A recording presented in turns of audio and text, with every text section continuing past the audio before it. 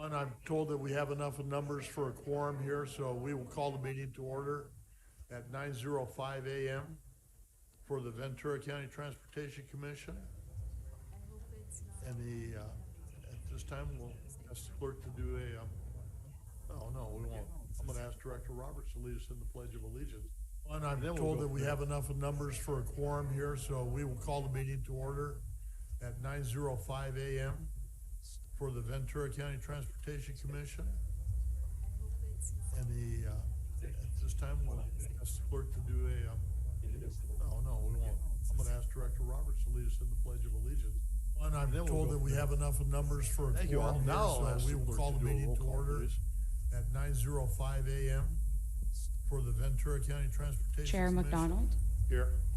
Vice Chair Lavier, At this time, we'll ask Commissioner the clerk to Broggie, do Commissioner Chavez, I'm gonna ask Director Roberts to lead us. Commissioner Crosswhite, And I'm told that we have Commissioner enough numbers Enegren. for a quorum here, so we will call the meeting to Commissioner order Engler, at 9:05 a.m. Commissioner Francina, for the Ventura County Transportation. Chair Commissioner Here. Gorell, Vice Chair Lavier, Commissioner Johnson, This time, we'll ask Commissioner the clerk to Broggie, do Commissioner Judge, Commissioner Chavez, Commissioner Long, Commissioner Crosswhite, Commissioner Lopez, Commissioner Enegren, Commissioner McQueen-Lejean, Commissioner Engler, Commissioner Parvin, Commissioner Francina, for the Ventura County. Commissioner Tremblay, Commissioner Gorell, Commissioner White, Commissioner Johnson, Commissioner Roberts, Commissioner Broggie, Commissioner Judge, Commissioner Chavez, And Madam Clerk, Commissioner Commissioner Long, Enegren did call Commissioner in. He's been Crosswhite, a bit Commissioner delayed by travel. Lopez, Commissioner Enegren, Commissioner McQueen-Lejean, Commissioner Engler, Commissioner Parvin, Commissioner Francina, For the Ventura County. Commissioner Tremblay, Commissioner Thank you Gorell, very much. Commissioner That takes White, us to item number Commissioner 4, Johnson, election of chair Commissioner and vice Roberts, chair for Commissioner the calendar Broggie, 2024. Commissioner Judge, Commissioner Chavez, And Madam Clerk, Commissioner Commissioner Long, Enegren did call in. Commissioner He's been Crosswhite, a bit Commissioner delayed by travel. Lopez, Commissioner Enegren, Commissioner McQueen-Lejean, Commissioner Engler, Commissioner Parvin, Commissioner Francina, Yeah. Commissioner Tremblay, Yeah, just, Commissioner well, I Gorell, mean, if there's any Commissioner alternates White, for Commissioner Johnson, recommendation Commissioner of vice Roberts, chair, I'd be Commissioner open Broggie, to accept Commissioner that Judge, nomination. Commissioner Chavez, And Madam Clerk, Commissioner Commissioner Long, Enegren did call in. Commissioner Crosswhite, Commissioner Lopez, Commissioner Thank you very Enegren, much. Commissioner McQueen-Lejean, Commissioner Engler, Commissioner Parvin, Commissioner Francina, Yeah. Commissioner Tremblay, Yeah, just, Gorell, well, I mean, if there's any. Okay, Madam Clerk, a roll call, please.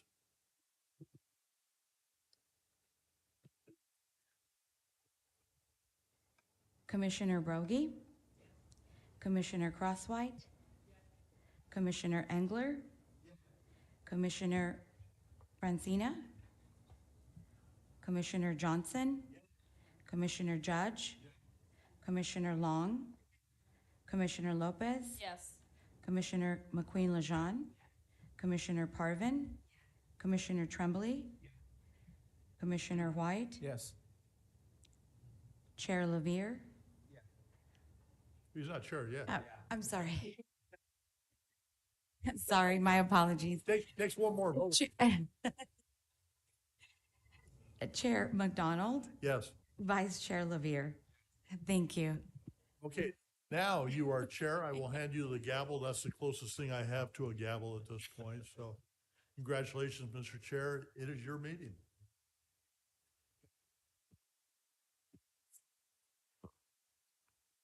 I've had to follow Brian's footsteps at Gold Coast and now at VCTC, and it's never an easy thing to do. You're an excellent chair, and I know we've all enjoyed our year under your leadership. So thank you, Brian. The next item would be the elevation of the vice chair, or new vice chair, and how this works is through the calculus. We're looking at an East City representative to serve as vice chair, and speaking with Commissioner Judge, he's willing to step up and fulfill that role as vice chair in 2024. So I would make the motion that we approve Commissioner Judge as vice chair.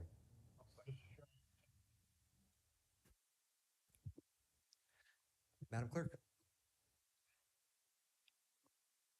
Just for clarification, I have a motion for election of vice chair from Chair Lavier and a second from Commissioner McDonald. Thank you. Commissioner Broggie? Commissioner Crosswhite? Commissioner Engler? Commissioner Johnson? Commissioner Long? Yeah. Commissioner Lopez? Commissioner McQueen Lejeune? Commissioner McDonald? Commissioner Parvin? Commissioner Tremblay? Commissioner White? Yes. Chair Levere? Yes. And Commissioner Judge? Thank you. All right. Yeah. Very good. Thank you, Commissioner Judge, for your willingness to serve as vice chair this year. Okay. Well, that takes us to public comment. I know we have one speaker signed up this morning, so why don't we take the speaker, and it's Ms. Vega. And Martin, is it, were you going up front? Yes. Right at the podium.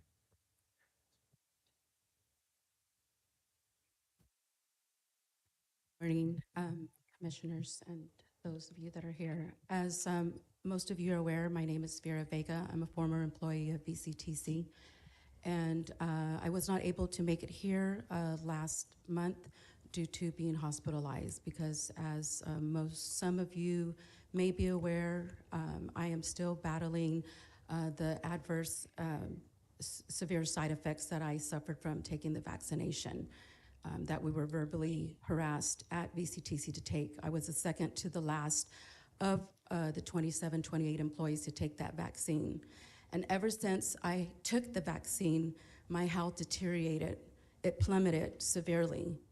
And instead of getting support and help, as I begged and pleaded from what I thought were not only for being with VCTC for 8.5 years, support that I did not receive, even begging with Darren Kettle, who instead, and also with Chris Humphreys with HR at that time, no one helped me.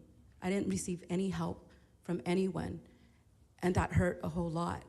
As my health continued to plummet severely, I was not really able to stand up for myself. And I am gonna continue talking. I was stopped the last time because of the heavy load back in December of the agenda, and I understand that, but I will continue as long as my health allows me and I'm not hospitalized to continue to come before you to share my story, because it did not, my health plummeting and what VCTC systematically did to me, not only it is not me, it was my boys that were affected. My boys, who I worked so hard for all my children all of my life to always succeed at every employer that I've had, to climb up the ladders and work really hard, because that's the work ethic that I have. But due to certain individuals there that I will not call my colleagues, they're just certain individuals who colluded together to sabotage me and took advantage, again, instead of, that's not what we do with coworkers and colleagues. That's not what you do when you build a relationship besides being at work. Instead, I just actually had an opportunity in the middle of the night, as I was thinking, you know, as I'm here before you, you know, wanting to share what happened. Everybody needs to know what happened to me. And then I can also see when I pulled up the agenda from February to read the reading minutes from December, when I spoke, it says on the agenda for the public comments, Vera Vega, public comment on various VCTC-related items. I don't know why VCTC is choosing to suppress what actually I had said. I only spoke on one other item, and that was in support of the, I believe the Santa Paula for the path and the renovation of what's gonna happen there. But if you recall, and you can look and ask to hear the recording, I was talking about me and my health and what happened to me. And I even mentioned about the attorney that I had obtained. Why do you think Darren Kettle left VCTC? You think that was just coincidence? He knew I had an attorney. But I don't know how much time you're gonna allow me, but I will continue to come back here and finish telling you the complete story, because I'm fighting for my life. I don't look disabled, but I am. Okay, and I will continue to be coming. Okay, item 6 is our Caltrans report. Commissioner Roberts.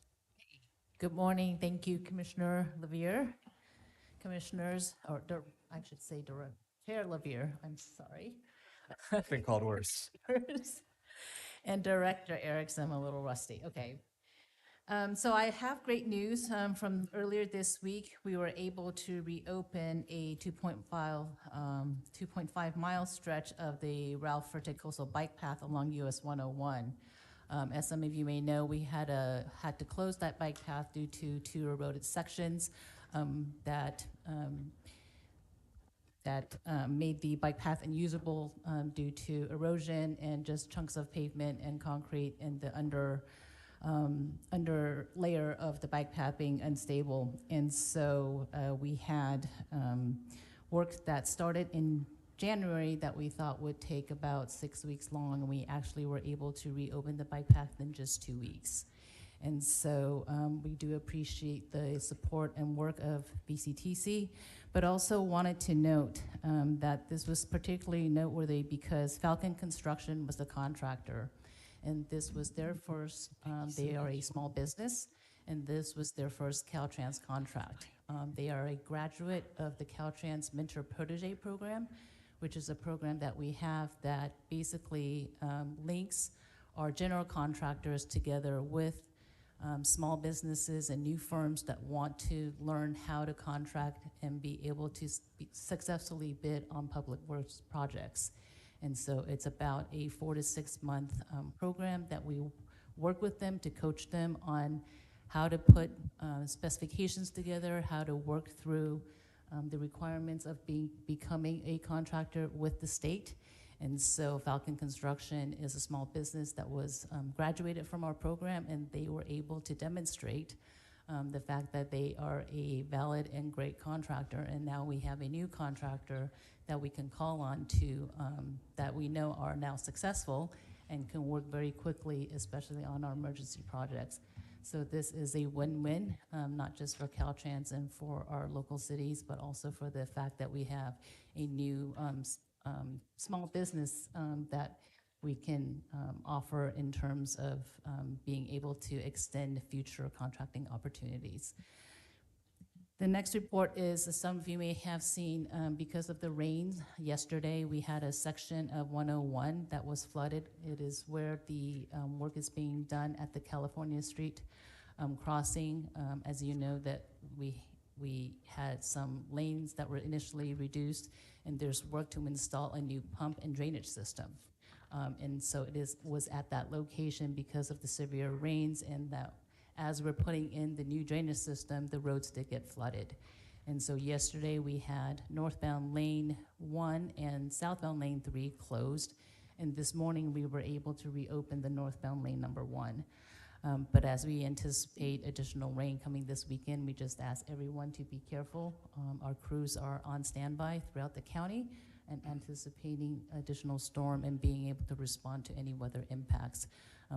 That's a general reminder, so to please take your time when traveling through adverse weather conditions. And that concludes my report. Thank you. All right, thank you, Commissioner Roberts. Any questions? Commissioner White? Thank you, Chair. No questions, just an applause for going from 6 weeks to 2 weeks. I mentioned to all of Caltrans. I'm amazed at the work they do, especially during this rainy season. But especially this particular situation for many of us bicyclists who go up to Santa Barbara. So from now on, I have high expectations for what's going to go in the future. Do I just like cut everything in half from what you say? Would that be fair? Anyway, thank you very We much. strive to meet that expectation. Thank you. Commissioner Long? Yes, in November, I had made comments about the little tickers in the middle of the road by Mesa School, and Caltrans put them up. I just want to let you know they're almost all down again. And so that's just really an accident-prone area that CHP is told at my office about, and so I wanted to make sure that you were also aware. Thank you. Thank you for that. We'll look at something probably more robust that doesn't, fall down right away because it just seems like if it's a repeat, we'll look at some other more robust solutions. Yes, and I'd hate for, I mean, kids or someone, they do it for fun, but if that's that bad of driving, that you're hitting those that bad, it's really sad. Commissioner Tremblay?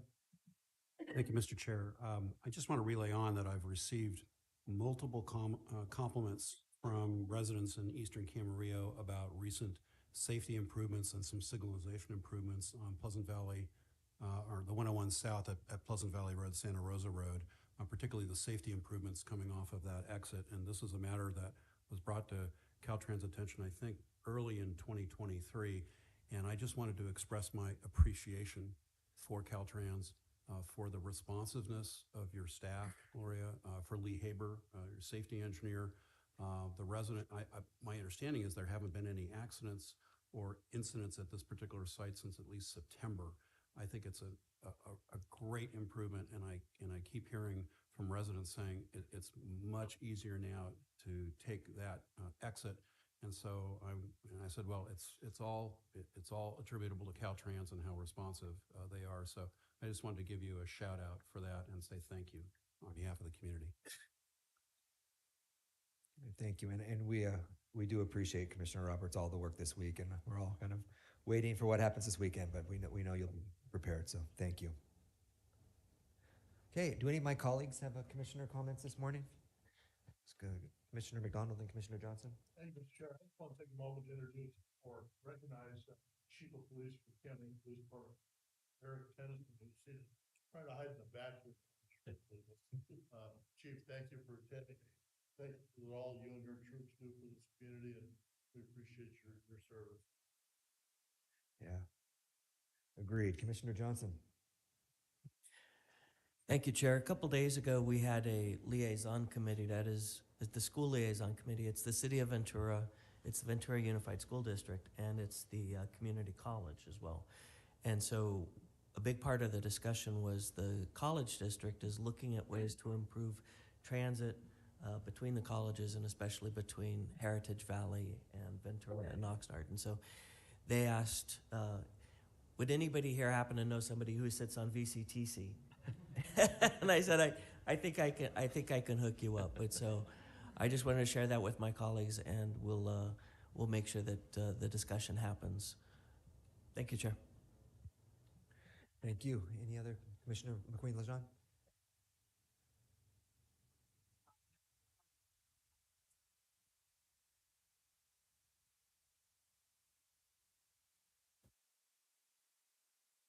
Thank you. Okay, Mr. Erickson. Thank you, Chair Levere. Commissioners, welcome to the Camarillo Public Library, our meeting home for probably the next 12 months, maybe less. I have submitted an executive director's report, which you have before you, with several items.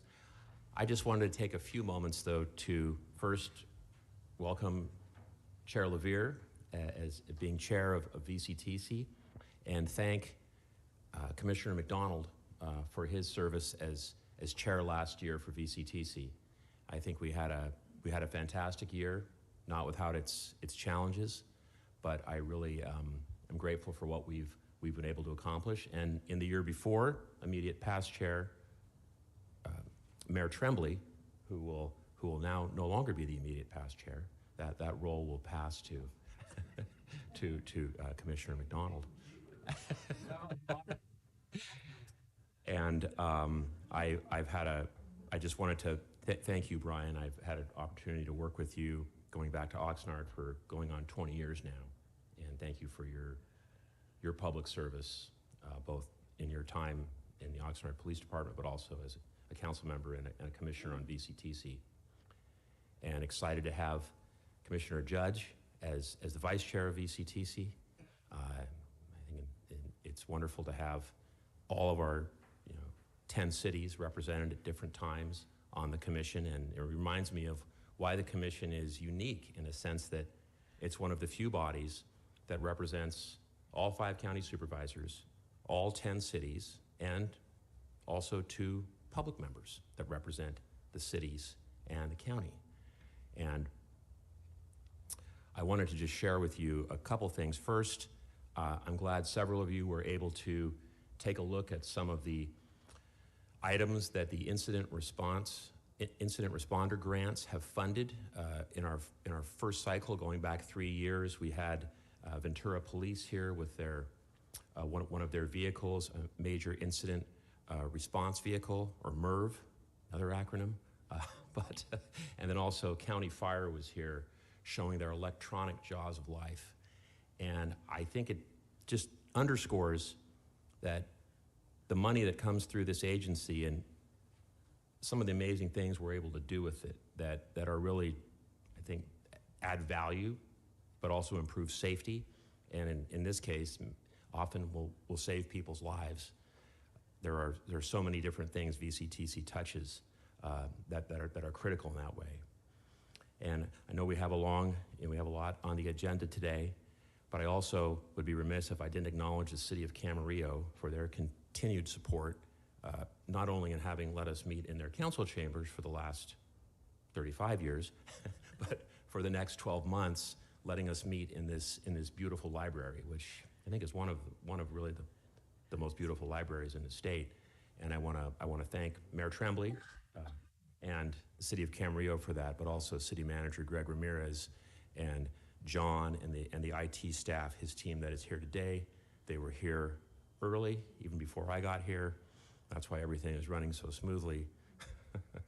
And finally, I just wanted to note, I had an opportunity to sit on a planning group for the Ventura County Leadership Academy. Some of you may have participated in this also, but they were trying to develop a vision for the future. And they asked, what are the top issues that we see facing the county? And not surprisingly, several people said housing, affordable housing, housing for the homeless. And I offered that I think mobility, and especially transportation, is an issue that undergirds not only the housing issue, but really in many ways all the issues that we're tackling in the county, whether it is affordable housing, whether it is traffic congestion, whether it is reducing greenhouse gas emissions.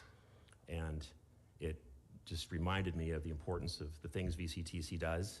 And finally, I'm just so grateful for my staff again and the help they give me on this, and especially the clerk of the board, Executive Assistant Roxana, who helps get me to the meetings in the right time and place. So this is in a way, one of the first meetings in this new location. I understand the Camarillo City Council will start meeting here in a couple weeks on a regular basis also. So hopefully we can work out any kinks that develop. I don't think there are any, because it's going very smoothly. But that's my report. I'm open for any questions, Chair. Thank you, Mr. Erickson. Commissioner Engler?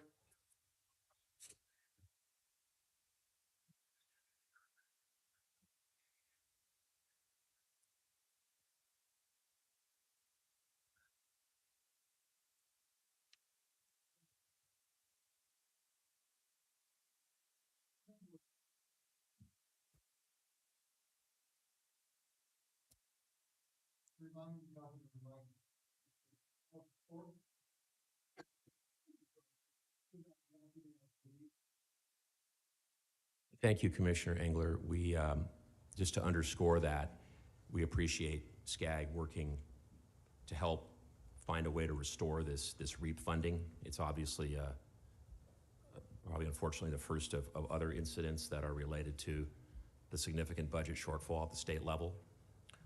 I will also note that I'll be going with the Mobility 21 board to Sacramento next week. That this will be one of the issues that we remind the legislature that we are willing and able, and we're underway, along with many other people in Southern California, on getting these programs going, and hopefully they will be restored. But we will also share that information as it becomes available with the commissioners. Commissioner White? Thank you, Chair.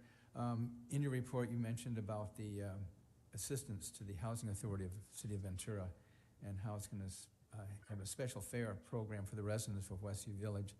I sit on their board, and it's been a talk for a long time on how can we get people out in the community and how can we get people, especially children, to their schools and stuff like this. So I just want to thank the staff for what they did in putting this thing together. Really appreciate it. Something that is going to be used quite often, and getting more people using the bus will improve our services. So thank you very much. Thank you, Commissioner White, and I want to try to restrain myself from wanting to talk on all these issues. That is, as a former transit director, one I'm very, very proud of. I want to thank Claire Grassi, transit director, and Matt Miller of her team, and the whole transit team for working on this. I think it just touches on some of the capabilities that we're going to have with our PASS program to better identify areas that can benefit from a specialized kind of targeted program like that. But thank you. Okay, thank you, Mr. Erickson. Are there any additions or revisions any of my colleagues would like on the agenda this morning? Seeing none, we'll move forward with the agenda as posted, and we have 8 items on our consent calendar this morning. Any questions, comments, wish to pull, or a motion?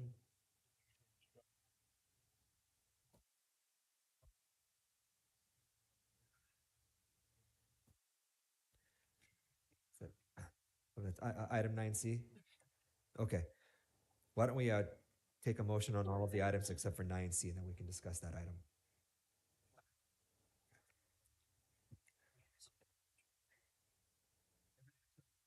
Yes.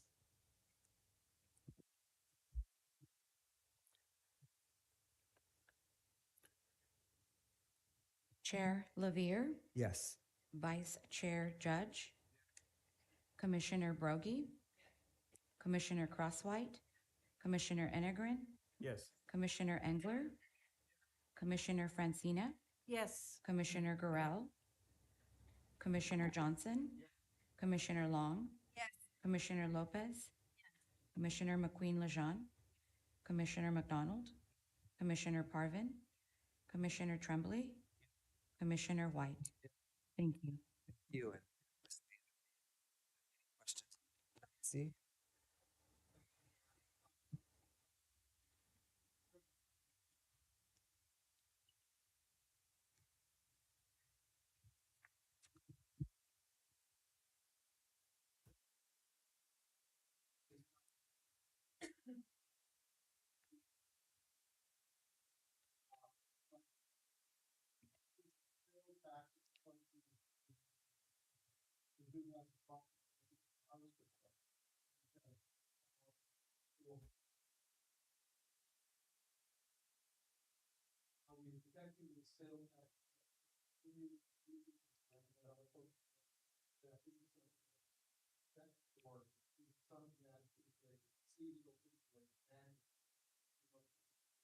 Sure, Commissioner Engler, I'll take a first stab at this, and Tao can correct me if I misspeak at all.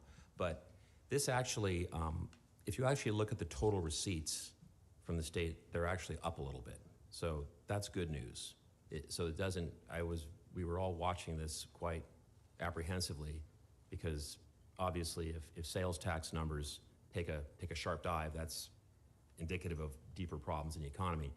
The reason, even though the total receipts for the county went up slightly, the reason that the allocation amount is down slightly is that we had a very large carry imbalance last year from our reserve. So it affected those numbers, and we've worked to try to communicate that with the finance staffs of the various agencies. So in answer to your question, at this point, this is actually good news that the overall numbers were a little higher than we thought, and that hopefully it's indicative of perhaps a soft landing. I mean, some economists are saying we may have ditched a recession, but I don't think it might be a little premature to say that. But the reason is more that the carryover balance was larger last year, and that affected the distribution numbers.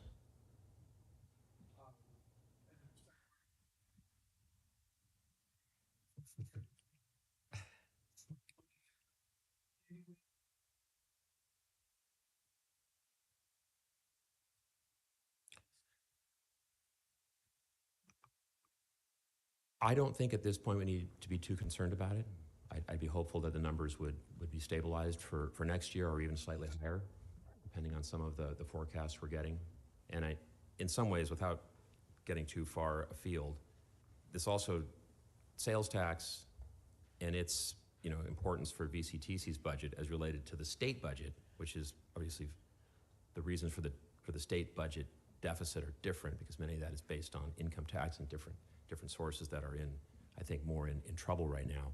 But at the moment, sales tax is looking pretty steady.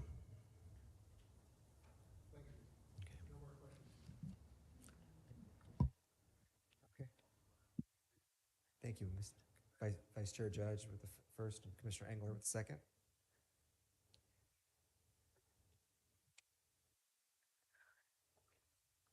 Commissioner Broggie? Commissioner Crosswhite? Commissioner Enegren? Yes. Commissioner Engler? Commissioner Francina? Yes. Commissioner Johnson? Commissioner Long? Commissioner Lopez? Commissioner McQueen-Lejean?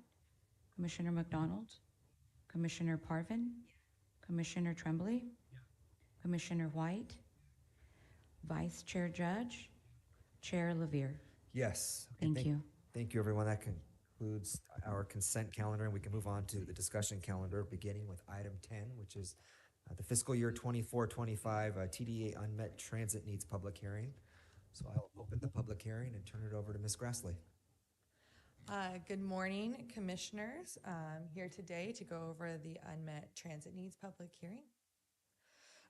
So just to kind of give a review of the unmet transit needs of funding and why we do this process. It's part of the allocation for part of allocating TDA funds, which are Transportation Development Act funds.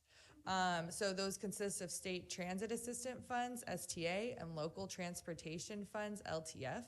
STA are statewide revenues from gas and diesel taxes, and LTF are a quarter-cent sales tax, or statewide sales tax. They're distributed by geographic population to the counties. The cities that are included in the TDA and the unmet needs process are those that have 100,000 or less residents and are not in the Gold Coast Transit District service area.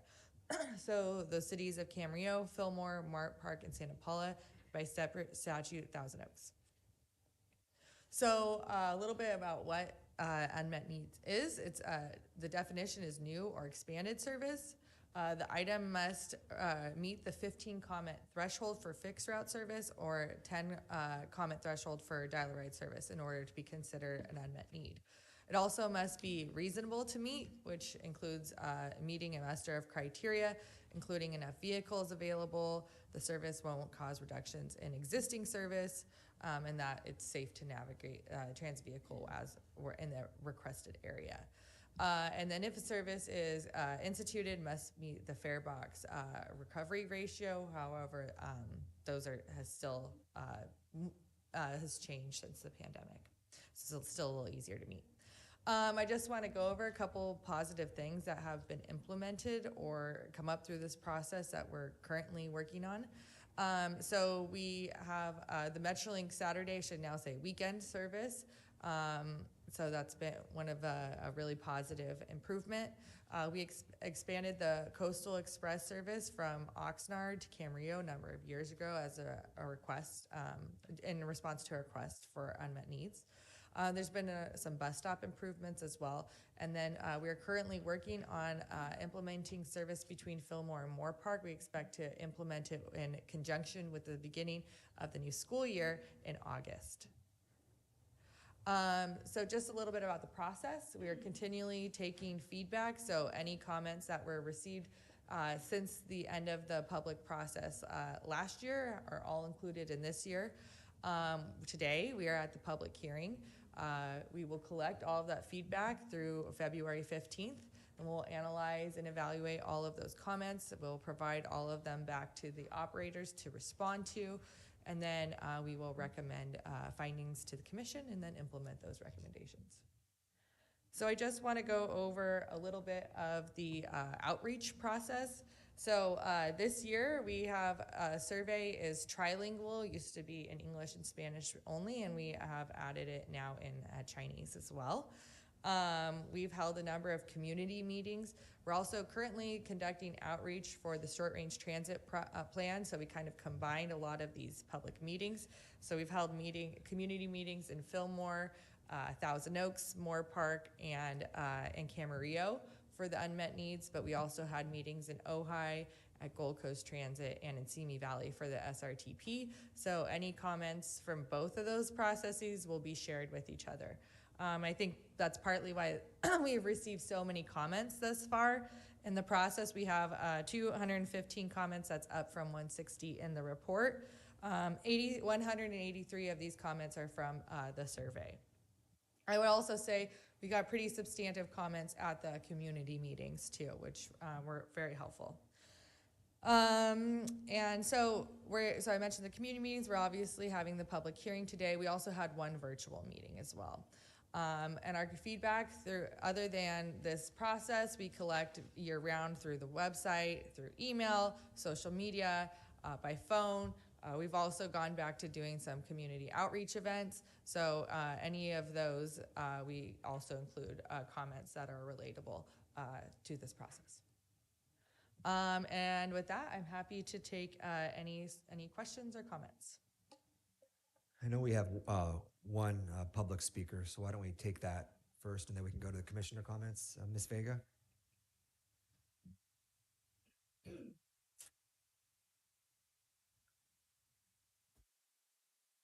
Hello. So this is my disability ID, and when I had to give my 30-day notice to my home of 28 years due to, again, being ill from the vaccine, my health is it's failing. So I'm in the Channel Islands Harbor at this time. I'm very familiar how unmet transit needs meet. I know the criteria and all that, how that works, having worked on it myself when I was employed with VCTC. But I do would ask that for next year, maybe you can concentrate on the Channel Islands Harbor area. It is an Oxnard area. It's not a Ventura area. I remember when I first came on board with VCTC as a temporary employee, it was really hard to hear the callers call in, especially when the Ventura downtown trolley ceased to stop. So forgive my ignorance, I don't know what services we have available to us for those of us who are unable to drive because we're on several different medications, and it's detrimental if I were to be behind the wheels, not only for myself, but also for others. So I don't know why this part of the area is ignored in the Channel Islands Harbor. It's by the Topper's Pizza, which is by the Channel Islands Bridge. So I have to walk from the Channel Islands Harbor by where the Whale's Tail and that area is at. I have to walk, and my legs are not good. I don't look like I'm disabled, but I am, especially from my legs. And I have a failing liver. I have rare liver disease. So it's hard for me to get a ride, to walk.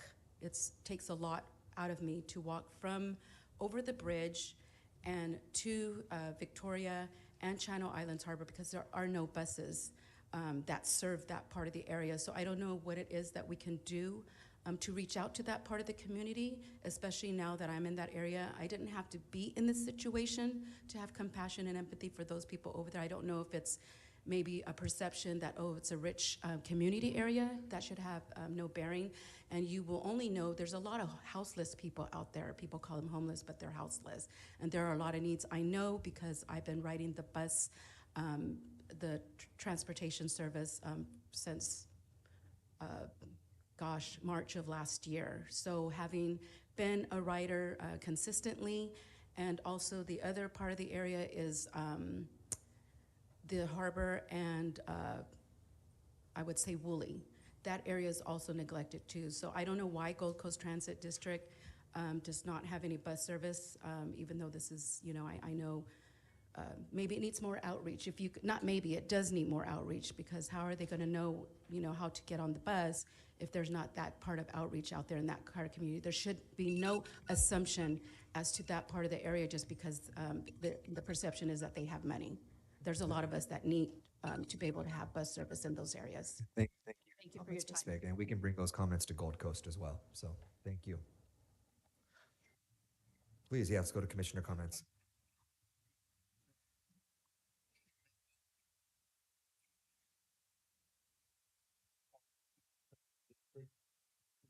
Pete, and talk to her about the parameters around the program. So there may be a service that you're eligible for. Thank you, Commissioner McDonald. Okay, any commissioner comments or questions from Ms. Grassley? No, so we close the public hearing, and this is just a receive and file, and we'll have final action later in the spring. That's correct? Yes, we expect to be back in May or potentially June. Okay, great. Thank you. Thank you. Okay, item 11 is an item on salary range adjustments. Mr. Erickson, are you taking this one? I am, and thank you, Chair Levere. I am going to do a brief opening on this item, and then I'll be working with Ellen from CPS, our firm that has assisted us in this salary range survey that we've done. And I also just want to acknowledge our Director of Finance, Sally DeGeorge, who is actually at a finance conference right now. So she also worked very closely with me on this, and as well as the executive team at VCTC. So just a couple things before Ellen starts her presentation. VCTC has grown from 3 employees back when it started in 1989 to 24 full-time employees. So even though we're still a small agency, we have experienced some employee growth. As I've shared with many of you before, since becoming executive director, it's been a goal and a top priority for me that VCTC be not only a high-performing organization, but it be a healthy organization. And as part of that, I feel it's critical that we keep our salary ranges within market. VCTC has not done a comprehensive salary survey for 15 years, since 2009.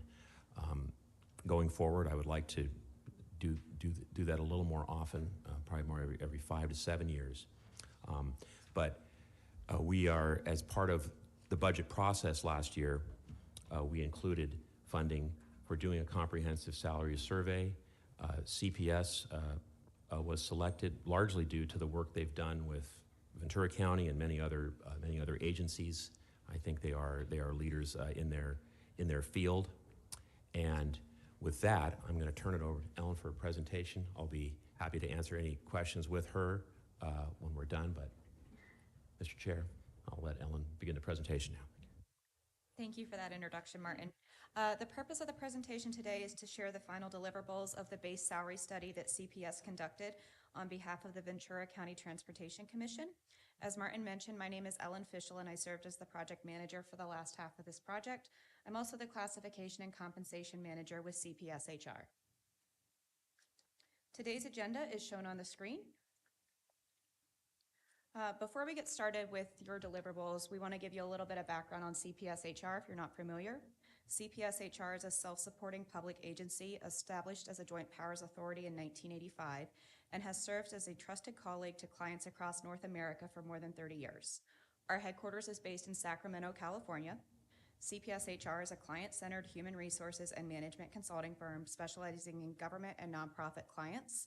Our client list includes city governments, school districts, community colleges, county offices, and special districts. The scope of work for this study is shown on the screen. There were 21 classifications studied. The executive director was not included in the study, and 2 employees are in the same position is how we got to the 21. There was also 17 comparable labor market agencies, 11 were local agencies, and 6 were sister agencies. We'll go over the specifics of the benchmark classifications and comparable labor markets in a few minutes. This study also included salary range recommendations at the conclusion of the study. It does not include specific salaries for the actual employees, though. The CPS HR project team is shown on your screen. The project was staffed by several members of our CPS HR class and comp team and project consultants. Our CPS HR class and comp unit members have 5 to 30+ years of relevant HR experience, including HR analyst through HR director level, as well as academic work. The VCTC project team is also shown on your screen. We worked very closely with Director Erickson and Sally DeGeorge. We also worked with the other directors during the job matching process, which we'll talk about in a few minutes. The purpose of this study was to assess VCTC's position in the labor market and ensure competitiveness in base salary, identify comparable labor markets and representative benchmark classifications, research and collect pay trends for specific jobs in the market. We'll talk more in a few minutes about our process for this study. In the end, we're able to summarize key findings from labor market analysis, provide recommendations for adjustments to ensure external competitiveness, and highlight the importance of regularly updating this analysis to adapt to changing market conditions. The last comprehensive study was conducted at VCTC in 2009, so you were well overdue for a wage study. The nature of work continues to evolve at VCTC. It is imperative for VCTC to remain competitive in the workplace. VCTC has taken the approach to meet the market in terms of the competition, so you'll see that as we get into this presentation.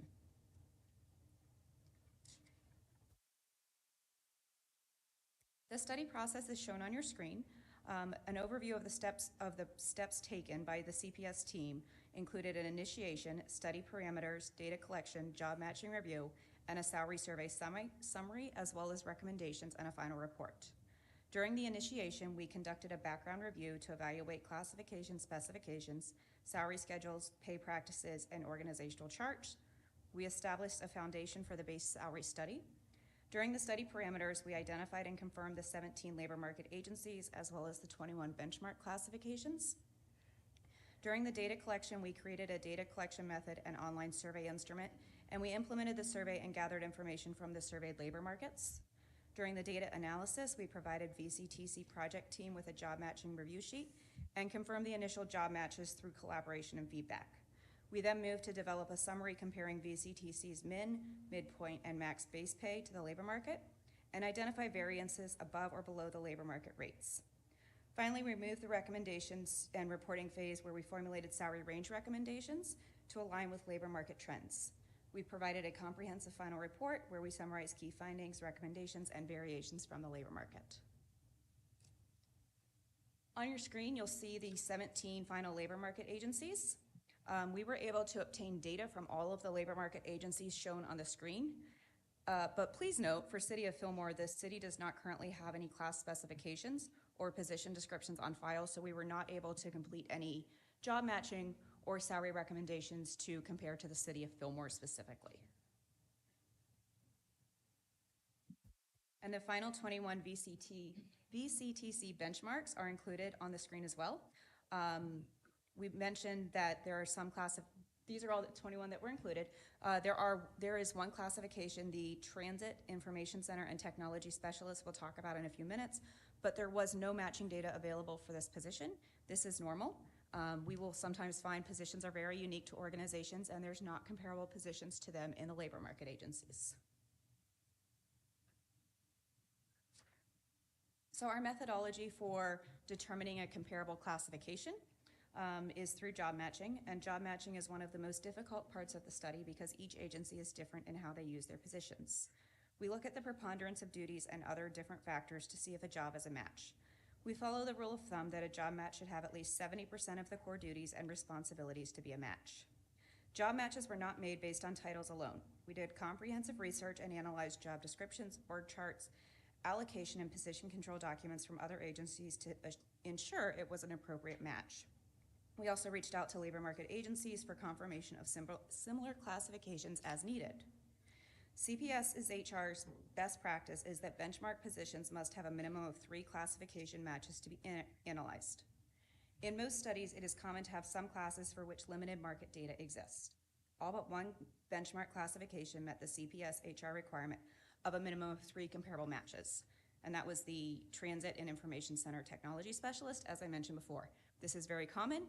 We are still able to make recommendations for the salary range for that position based on internal equity. So on your screen, you will see an example of You will see an example of a position summary data sheet. This is the sample of the individual benchmark salary survey data sheet for the administrative assistant, shared transit and programming position. CPSHR has developed an individual data sheet for each of the individual benchmark classifications that show the comparable classification we found at each agency, along with the relevant data associated with the classification, such as the salary range minimum, midpoint, and maximum. The data sheet also shows how many matches we found and the overall median and mean data. The salary bandwidth or spread between the salary minimum and salary maximum data points is also listed. All data is represented in monthly min or max figures on the data sheets, and we provide this level of transparency in job matching because it helps promote a better understanding and acceptance of study results. So I think you have a copy of this in some of your documents, but this slide shows the salary survey summary with both the base salary and total, with the base salary for each of the benchmarks.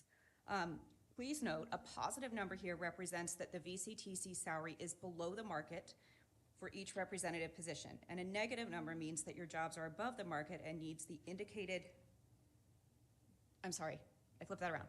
A positive number, nope, it is inverted. A positive number represents that your job is below the market and you need to increase by that percentage to meet the market.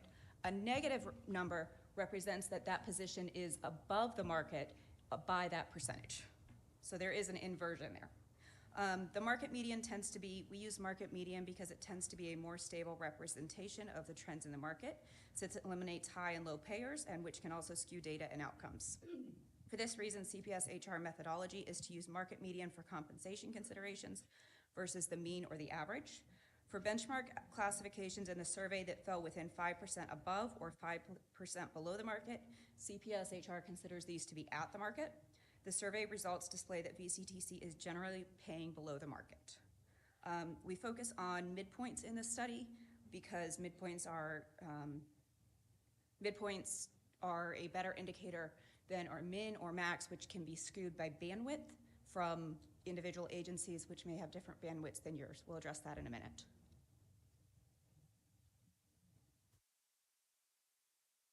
So on your screen, you will see overall labor market competitiveness. This refers to an organization's ability to attract and retain top talent with broader employment within the broader employment market. As you'll see, most of your positions at the agency were significantly below the market. I mentioned bandwidth. Bandwidth is the difference between the min and max in any given salary. You have some very differing bandwidths in your different positions. So the VCTC currently employs an open range pay structure. Pay ranges vary widely, and there are spreads ranging from 38% to 95%. The labor markets have a bandwidth of 35% to 41%. This is pretty normal. We typically expect anywhere from a 30 to 50% bandwidth, so the labor markets are probably right in line with what we expect. VCTC, some of those bandwidths were out of line.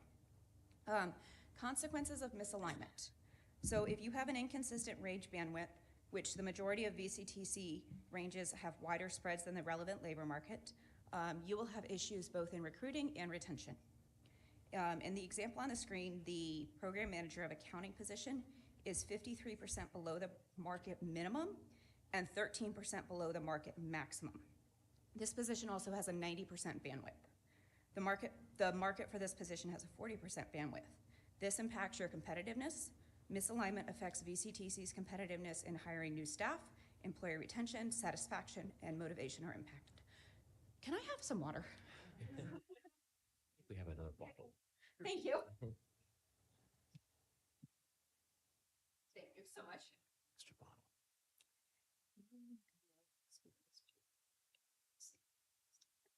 bottle. By aligning VCTC's maximum with the relevant labor market parameters, you're able to better retain qualified employees.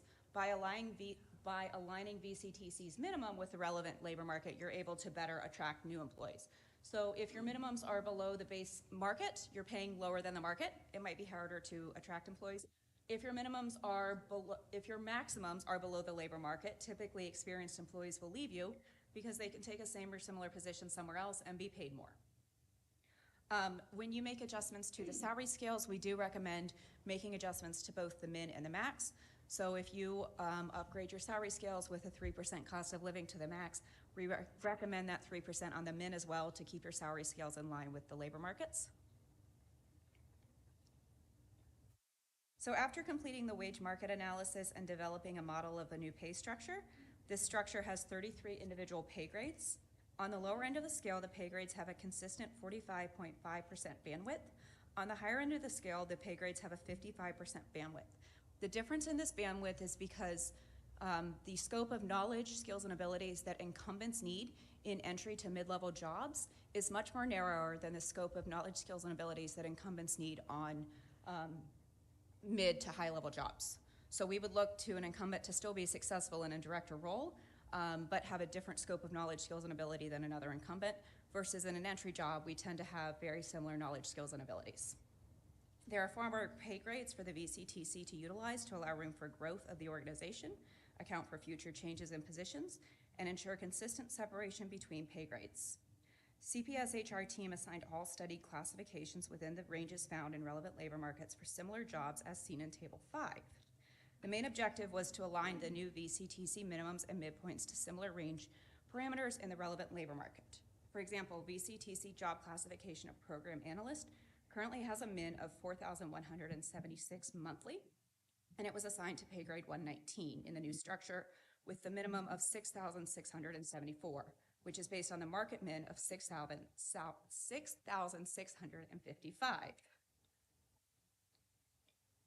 Once studied job classifications are assigned to the market-based pay grades, VCTC may assign remaining non-study jobs to pay grades based on the current internal job relationships. CPS HR did this for the one position that was not able to be found in the labor markets. This will establish internal job equity and ensure that ranges for all jobs are externally competitive and internally consistent. The final structure is seen on in Table 6 of your report. The CPS HR team assigned all study job classifications with the ranges found in relevant labor markets for similar jobs as seen in Table 5. The main objective was to align new VCTC minimums and midpoints to similar range parameters in the relevant labor market. Once study job classifications are assigned to the market-based pay grades, VCTC may assign remaining non-study jobs to the pay grades based on the current internal relationships. The final structure is seen on your screen. So this final report provides detailed information concerning the scope of the project, the methodology used to complete the total compensation calculations, and the results of the study that show where VCTC is positioned in comparison to the labor market. VCTC should consider its competitive position in the labor market and ability to recruit, retain, and reward employees now and in the future. CPS HR does recommend that class specifications are updated at least every 5 years. In addition, we recommend a comprehensive salary study every 3 to 5 years that is both updated and maintained regularly. Any questions? All right, thank you, Ms. Fischel. Any questions for Mr. Erickson and Ms. Fischel, starting with Commissioner McQueen-Lejean?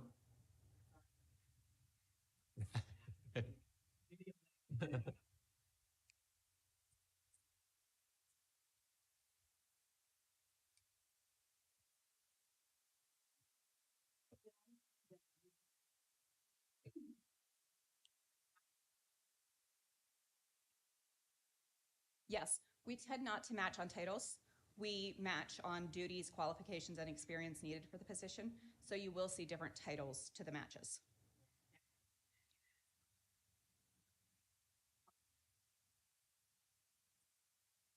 Correct.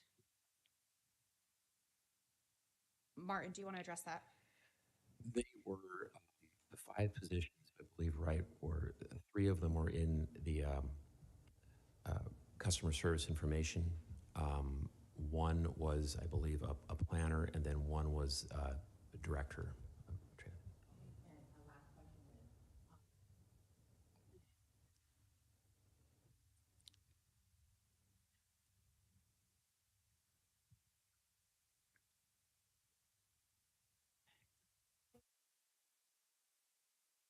That's a great question, and at the end of the report, it indicates that for those positions that are below the new minimums, that when we work on the budget for next year's budget, which will be approved in July, of this year, that we will work to, in most cases, I think, bring all the positions up to the range. We may take a couple years, depending on how large the delta is on a few of them, but it's our intent to do that, and we included the amount that would be. This is pending concurrence of the budget, of course, but it would be our hope then within 2 years to have all the positions at that new minimum. Very good questions. Any other questions, Commissioner McDonald? Just a general.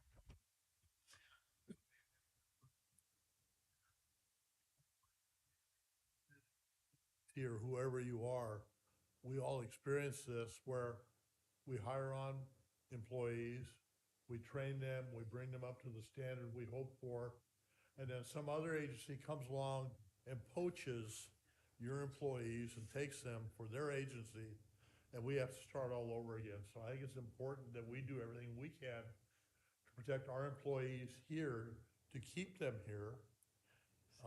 And I won't go so far as to say maybe we can start poaching from other agencies, but that may be a possibility in the future. But we have an excellent staff here. The cities locally have excellent staffs. It's up to us to try and do everything we can to make sure they stay there. And I'll use the example of yesterday, I didn't get to attend it, but there was a retirement for an employee at Oxnard who, as soon as he hit 50, is saying, I'm out of here. And I asked his boss, where's he going? He's always going to a different agency that has a different retirement system. So he's going to retire out of the CalPERS system and now work for an agency that has other than CalPERS. And we see that a lot and we spend a lot of time making these employees valuable to us, and then we lose them. So we need to do everything we can as an agency to make sure that we keep them and try and we'll probably never completely resolve it, but it's just something to keep your eye on. And people don't realize how much time, money, and effort you put into making an employee an excellent employee, and we all strive for the same thing. So I'm really glad to see us taking this effort on. Thank you. Good comments, Commissioner McDonald. Any other questions, Commissioner Johnson? Thanks. As chair of Gold Coast, I would remind my colleague that there are a fair number of people that we have poached from Gold Coast. Thank you, Chair. We don't want them poached back, so. Commissioner Crosswhite? So, on the one hand, we absolutely need to adjust the bottom of those salary ranges because, yeah, there's all kinds of issues with how wide those ranges are. My one question is, since we aren't doing this in alignment with our budget cycle, if we approve these today and then we get to, and we're saying that these are the new salary ranges, I mean, I think we would all agree that the people who are under, we need to do everything we can to get them up, but then we're also adjusting the top by quite a bit. So what happens if we get to the budget cycle, and I assume that we have some policies where there are certain positions that automatically move up, and we don't have the money in the budget? So I guess I'm just trying to understand what impact this will have when we get to there. I think we all agree that we want to keep all our employees, that we want to make sure that we're adjusting that bottom because there's all kinds of issues with the bottom being too low. I'm just trying to understand. I don't want us to get to a position where, now we have to cut a position. Sure. Because we don't have it in the budget. So I'm just trying to understand, since we're not in the budget cycle right now.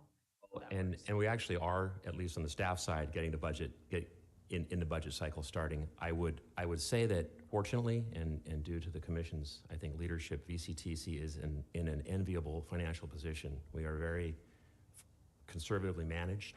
We have appropriate reserves in areas where it is appropriate to have reserves, and we honestly run a very lean ship, even in comparison to other sister agencies like ours.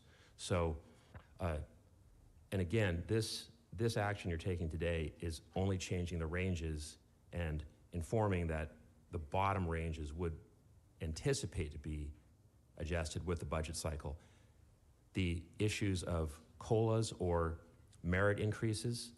We have looked and factored in that even if, and there's no guarantee that would happen, but even if they did, we would be in a good financial position moving forward. That's largely due, I think, just to the relatively small size of VCTC staff. I've worked, obviously, in much bigger agencies, the City of Oxnard, which you're dealing with 1,000 people or 500 people in an effective range. It's a different calculation, and you need to look at it, I think, in a little more nuanced way. But I'm confident in recommending this, knowing that we have the adequate budget going forward. Sorry, one more comment. And then just an observation, I know that we're not looking at executive director today, but it is not lost on me that if we adopt these ranges, the bottom range for the executive director is then below the top of a director. So I don't think that it affects your salary, but just sort of looking forward, I don't know who, if any of us will still be here when that conversations happens next. It's possible that none of us will be, but I wouldn't, I'm aware of the fact that if we adopt the other changes, there's a problem with the minimum on the executive director's rate. Yeah, I think, well, not to divine the future, but I think that probably the bottom of the executive director's range would be likely modified in the next budget process. Also, that would have to be done separately, but that would, I think that would happen also.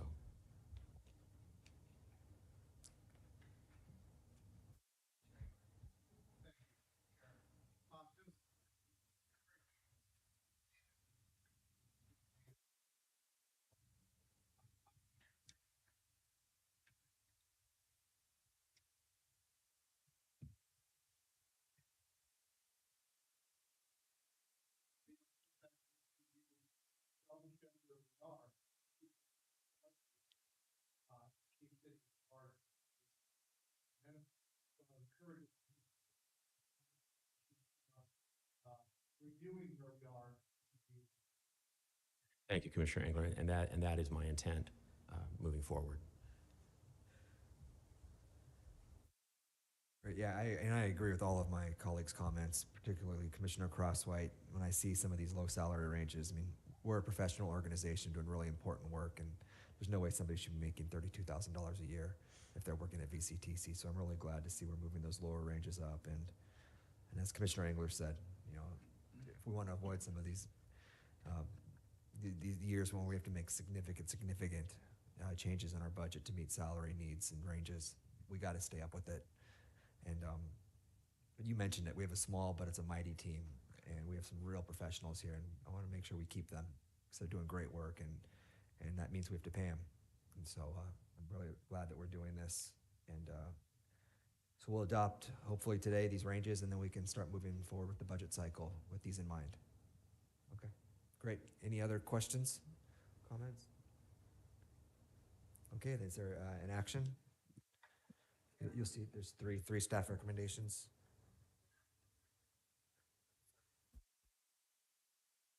Okay. Madam Clerk. Commissioner Broggie, Commissioner Crosswhite, Commissioner Enegren, Commissioner Engler, Commissioner Francina, Yes. Commissioner Johnson, Commissioner Long, Commissioner Lopez, Commissioner McQueen-Lejeune, Commissioner McDonald, Commissioner Parvin, Commissioner Tremblay, Commissioner White, Vice Chair Judge, Chair Levere. Yes. Thank Thank you, you. everyone. Item 12 is a land use item, and it's a public hearing, so I will open the public hearing and turn it over to Ms. Brooks for the presentation. Thank you. Good morning, Chair Levere and members of the Commission. For the record, my name is Caitlin Brooks, and I serve as the Program Manager for Transportation Planning for VCTC. The item before you includes Airport Land Use Commission review, public hearing, and consistency determination for the Fairing Camarillo Airport North Center.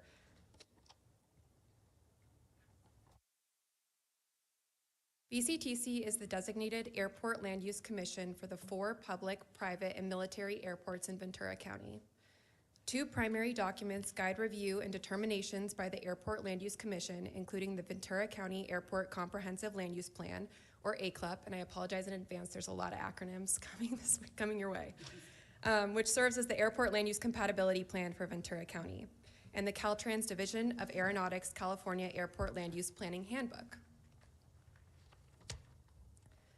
The State Aeronautics Act, or SAA, requires that a specific plan amendment or adoption of a zoning ordinance within the airport influence area must first be referred to the Airport Land Use Commission for a determination as to whether the proposed action is consistent with the adopted Airport Land Use Compatibility Plan, and requires that county and city general plans and applicable specific plans shall be consistent with an adopted ACLUP.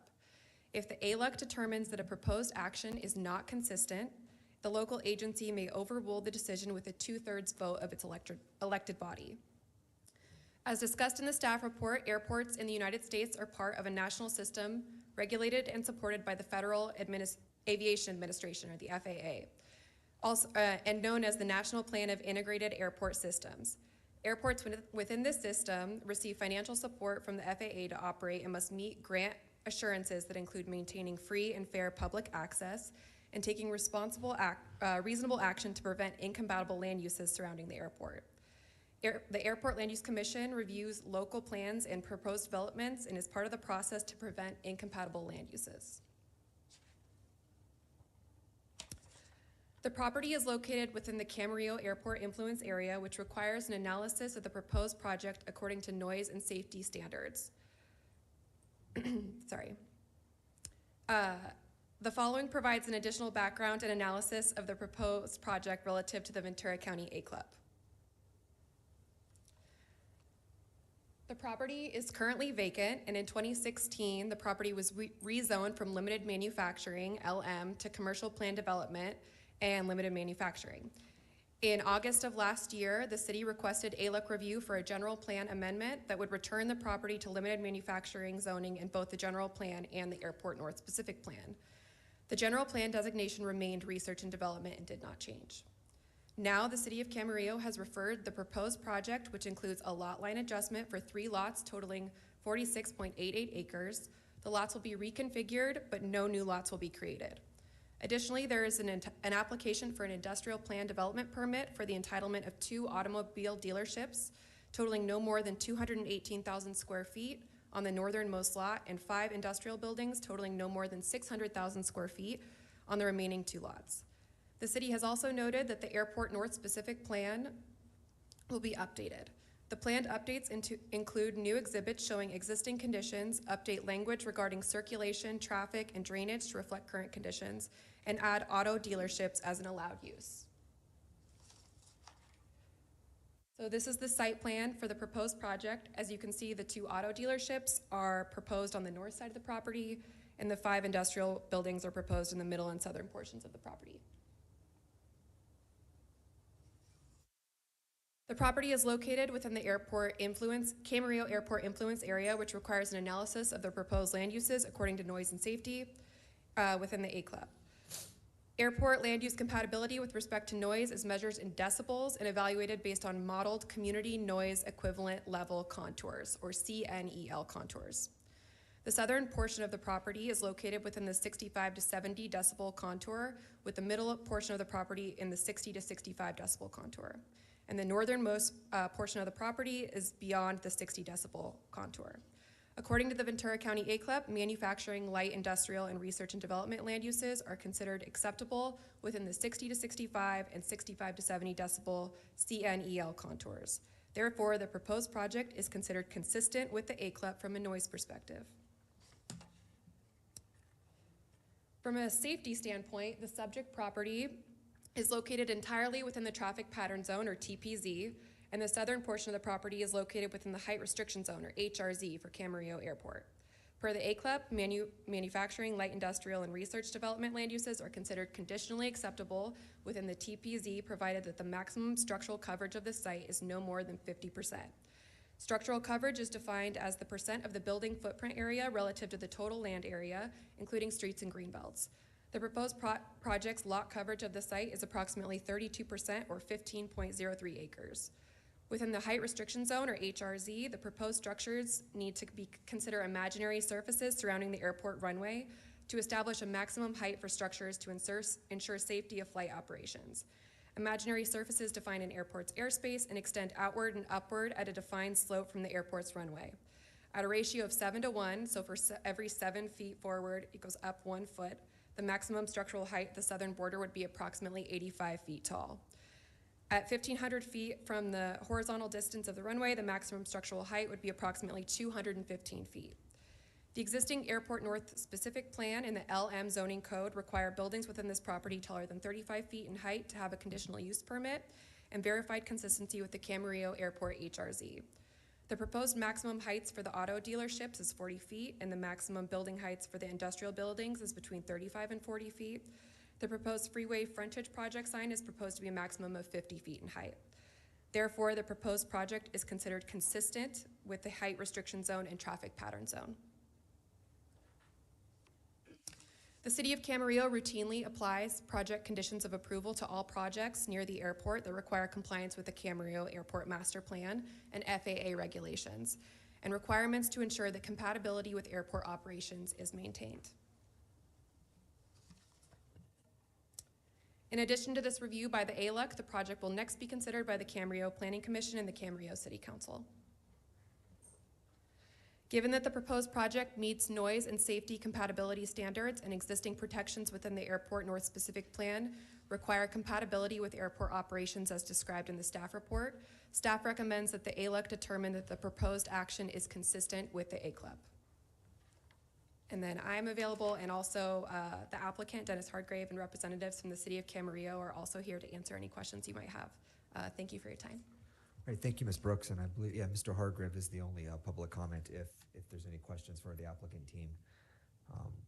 Are there any questions from the commission before I close the public hearing? I don't see any questions, so I'll close the public hearing, and we can take any comments the commission may have. Commissioner Tremblay, you know, looking like you want to speak. Make a motion. Okay. Then let's you guys make this easy. Commissioner Parvin divined my motion. Motion to approve the staff recommendations, and thank you, Commissioner Parvin. Thank you, Ms. Brooks. Now we have a motion and a second. Commissioner Broggie? Commissioner Crosswhite? Commissioner Enegren? Commissioner Engler? Commissioner Francina? Yes. Commissioner Johnson? Yes. Commissioner Long? Commissioner Lopez? Commissioner McDonald? Commissioner Parvin? Commissioner Tremblay? Commissioner White? Vice Chair Judge? Chair Levere? Yes.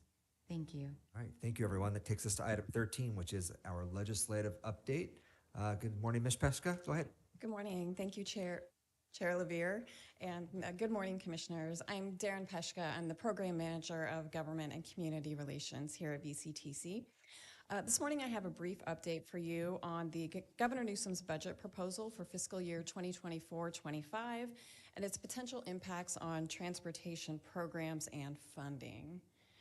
The governor presented his budget proposal to the legislature on January 10th, as is required by law. The proposed budget is a $291 billion plan, and it projects a $37 billion budget shortfall. Now, if you recall, the Legislative Analyst's Office in December projected a $68 billion shortfall, and so the governor's estimate is significantly lower than the Legislative Analyst's Office. The governor's proposal forecasts higher revenues and larger savings than the LAO report, which accounts for the difference in the estimated size of the deficit. To address any shortfall, the governor is recommending budget shifts, delays in funding, and tapping into the state's reserves. In this presentation, I'm going to focus on 3 areas of transportation funding that would be affected by the budget proposal. And those 3 are the transit funding that's guided by the Senate Bill 125 that was approved last year, the Active Transportation Program, and the Regional Early Action Planning Grants, also known as REAP 2.0, which are also mentioned in the Executive Director's report. I'll start with the Senate Bill 125 funding. As part of the current year's budget, the legislature in 2023 approved $4 billion for the Transit and Intercity Rail Capital Program, which is also known as TIRCIP. And that funding would be distributed to regional transportation planning agencies like VCTC through a population-based formula. And Ventura County's allocation for this fiscal year is roughly $42 million. The commission approved VCTC's allocation plan in December, and staff then submitted that plan to CalSTA. The governor's proposal makes no changes to funding committed in this fiscal year. However, the budget would extend the timeline for future funding, particularly in the 2024 fiscal year where $2 billion was to be allocated. That money will now be allocated over 2 years instead of 1, according to this proposal. Senate Bill 125 also guides the distribution of $1 billion that's appropriated to the Zero Emission Transit Capital Program on a population-based formula. The budget proposal makes no changes to that plan. The Active Transportation Program is a program that encourages modes of transportation such as biking and walking. And recent ATP cycles have funded pedestrian and bicycle projects in Ventura County. The budget proposal includes a $200 million reduction in the ATP program. According to the budget proposal, funding from future ATP cycles would be used to backfill projects that have been awarded funding in the current cycle to avoid any impacts to those projects. However, it is anticipated that future ATP funding cycles will be affected by this change if this budget is approved. And lastly, I'll mention the REAP 2.0 planning grants, which is also mentioned in your executive director's report. This budget proposal affects $3.7 million that VCTC recently received through the Regional Early Action Planning Grants Program. This is REAP 2.0. The budget proposal includes a $300 million reversion to the general fund from REAP 2.0. After the staff report for this item was prepared, VCTC learned that SCAG, Southern California Association of Governments, has suspended the program because of the budget uncertainty around it. And so VCTC is stopping work on the 4 projects that are funded by REAP. And as Mr. Erickson indicated, we are going to continue advocacy to try to ensure that that funding stays in that program and that we can continue with those projects. As far as what's next, the governor is going to present an updated budget presentation in May, and the legislature has until June 15th to approve a final budget. At next month's commission meeting, VCTC's advocate from Sacramento will be here to further discuss the budget, any new legislation, and to answer any questions that the commission may have about this process. That concludes my report. I'm happy to take any questions that the commission might have. Well, thank you all for all that good news, Ms. Peshka. Appreciate it. I tried.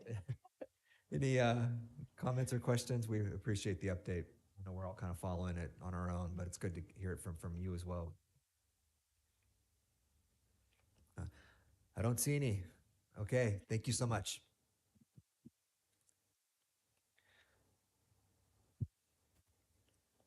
Do we need to receive and file that? Do we need a motion on that to receive and file? I don't think so. Yeah. Okay. Thank you. All right. Item 14 is our Incident Responder Grant Program, and we saw this morning, for those of us who got here a little earlier, some of the ways in which this money is making impacts in our community. So, Mr. Kent, why don't you provide us a little more information about this upcoming program? Happy to do so. Good morning, Commissioners. Andrew Kent, Program Manager of Transportation Data and Services, and I have a short presentation for you on item 14, Incident Responder Grants Round 3. So by way of background, the California legislature established SAFE in 1988 to encourage the development of a highway emergency call box network.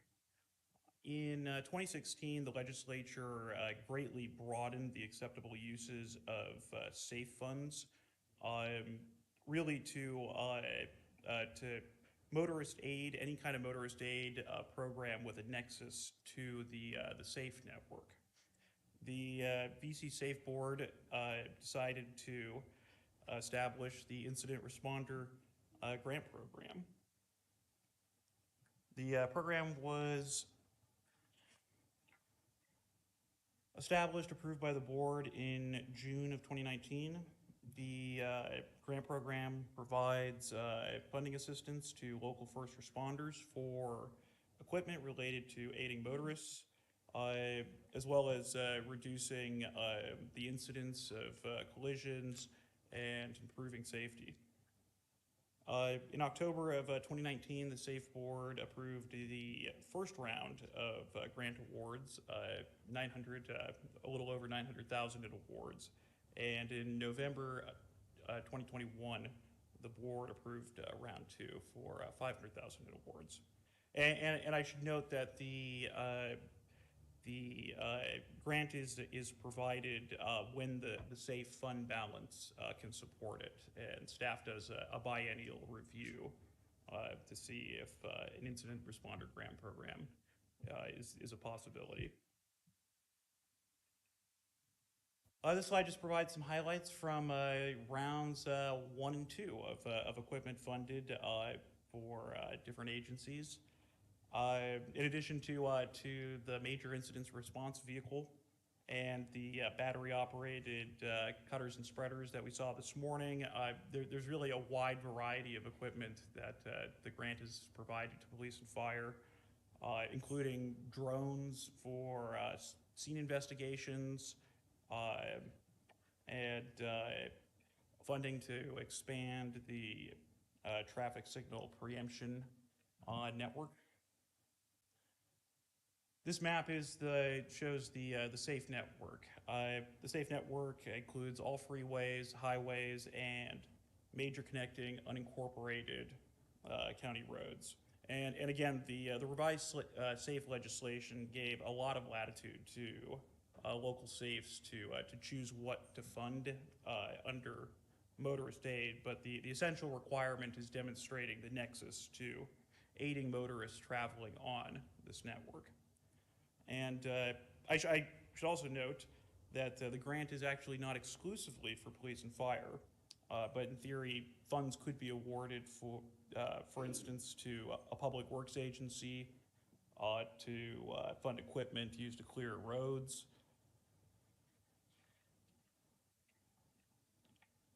And speaking of the SAFE network, these are historical traffic collisions on the SAFE network that are categorized as heavy rescue responses from the Ventura County Fire Department.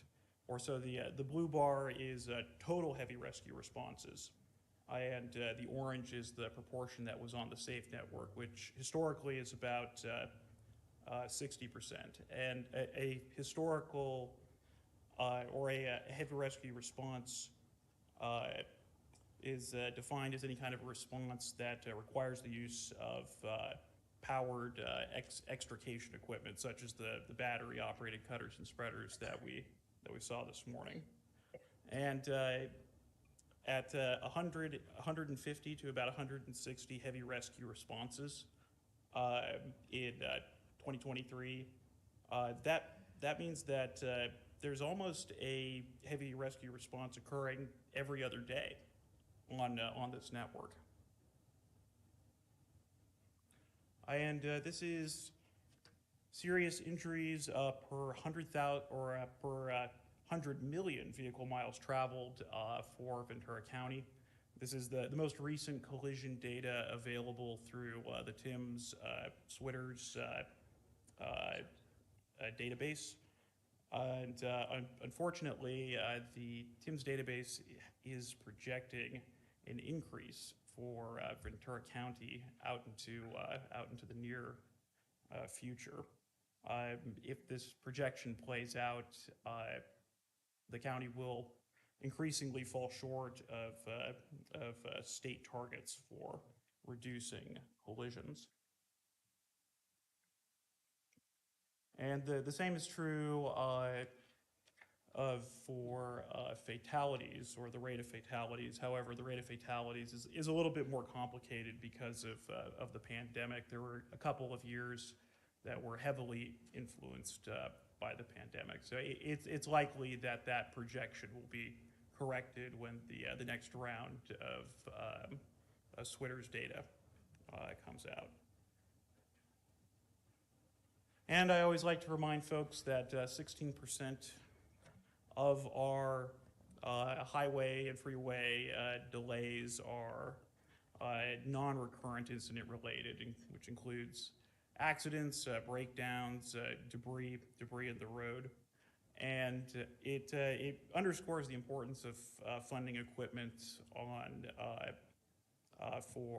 the police side for enforcement to prevent collisions, as well as scene investigation equipment that can reduce lane closure times.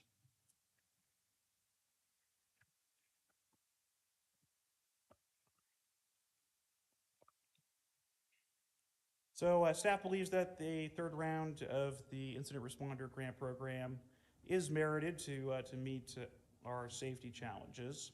The commission budgeted for $500,000 for the Incident Responder Grant Program in fiscal year 22-23. Round 3 of the program carries forward the eligibility criteria and the application process that the board approved in June of 2019.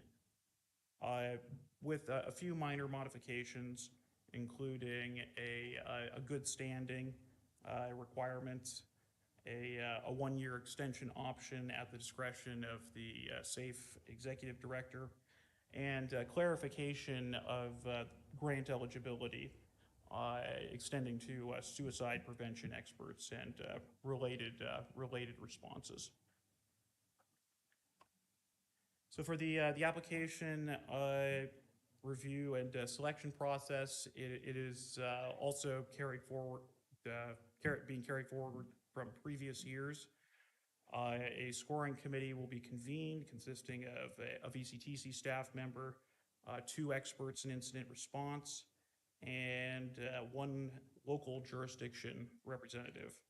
And applications will be scored based on the rubric that's presented in the categories of qualifications, project goals and objectives, collaboration, compatibility, and qualifications to provide the proposed services, as well as budget and cost effectiveness. And the applications would be scored and ranked according to these criteria, and then brought back to the commission for approval. So staff's recommendation is for the board to approve the program guidelines and initiation of the application process for a third round of the grant. If approved, staff will return to the board in July to present the grant committee recommendations and seek final award approvals. And I'm happy to take any questions. Thank you, Mr. Kent. Any, Commissioner Crosswhite? So, can you clarify when it says that they must be in good standing? I mean, do we have, not saying you would call anyone out, but do we have agencies that aren't in good standing? And what would cause them to not be in good standing? And would like supply delays, because I know that, you know, there's been times when, like, let's say they were gonna buy X and then they couldn't buy it because it wasn't available. Does that mean you're not in good standing, or what causes you to not be in good standing? Well, I should first mention that all agencies that have applied in previous years are in good standing. And it's really to encourage agencies that do receive awards to keep up with the reporting requirements. You know, that's primarily what we're concerned about. Oh, and I just inherited this program, so Caitlin, you know, I'm going to use my phone a friend here. Caitlin Brooks. So previously in the program, I think this is going to encourage our local agency partners to submit their annual reports on time, include receipts, clarify funding, what it was for, and if they would like to request to use that funding on a different item that is eligible through the grant but was not awarded, ask in advance and let us know that they would like to purchase that item. And so just sort of to keep everyone on target for the deadlines and timing. Thanks, Drew. Thank you.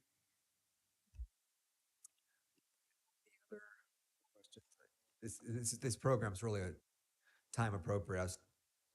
We have an amazing local California Highway Patrol team in the county, and they had just put forward a community-oriented policing team that they had hoped they could really focus on some hot spots in our different communities. But in talking with Captain Commissario, they're having to dedicate that team entirely to the roads now because of the fatality rates we're seeing here in Ventura County. And unfortunately, Ventura County has really high rates, so I think this money gets put to really good use by our local agencies. And so I think it's a great program. Commissioner Johnson? Thank you, Chair. I have the honor of serving as VCTC's representative to CalCog, and it is a statewide concern. A lot of it has to do with so many heavier, bigger vehicles, and of course the distraction of cell phones and touchscreens that drivers are experiencing.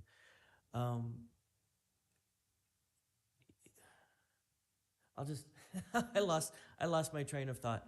I apologize. I had a point. I don't remember it now. All right, my apologies. Yeah. Any other questions or comments? There it is. Oh, there it is. All right. So, and when we look at something like we look at the REAP 2.0 cuts, one of the issues that we're seeing there is a suspension of the funding for pedestrian and bicycle safety improvement. I will note that my seat on CalCog opened up with the death of Supervisor Ramirez, and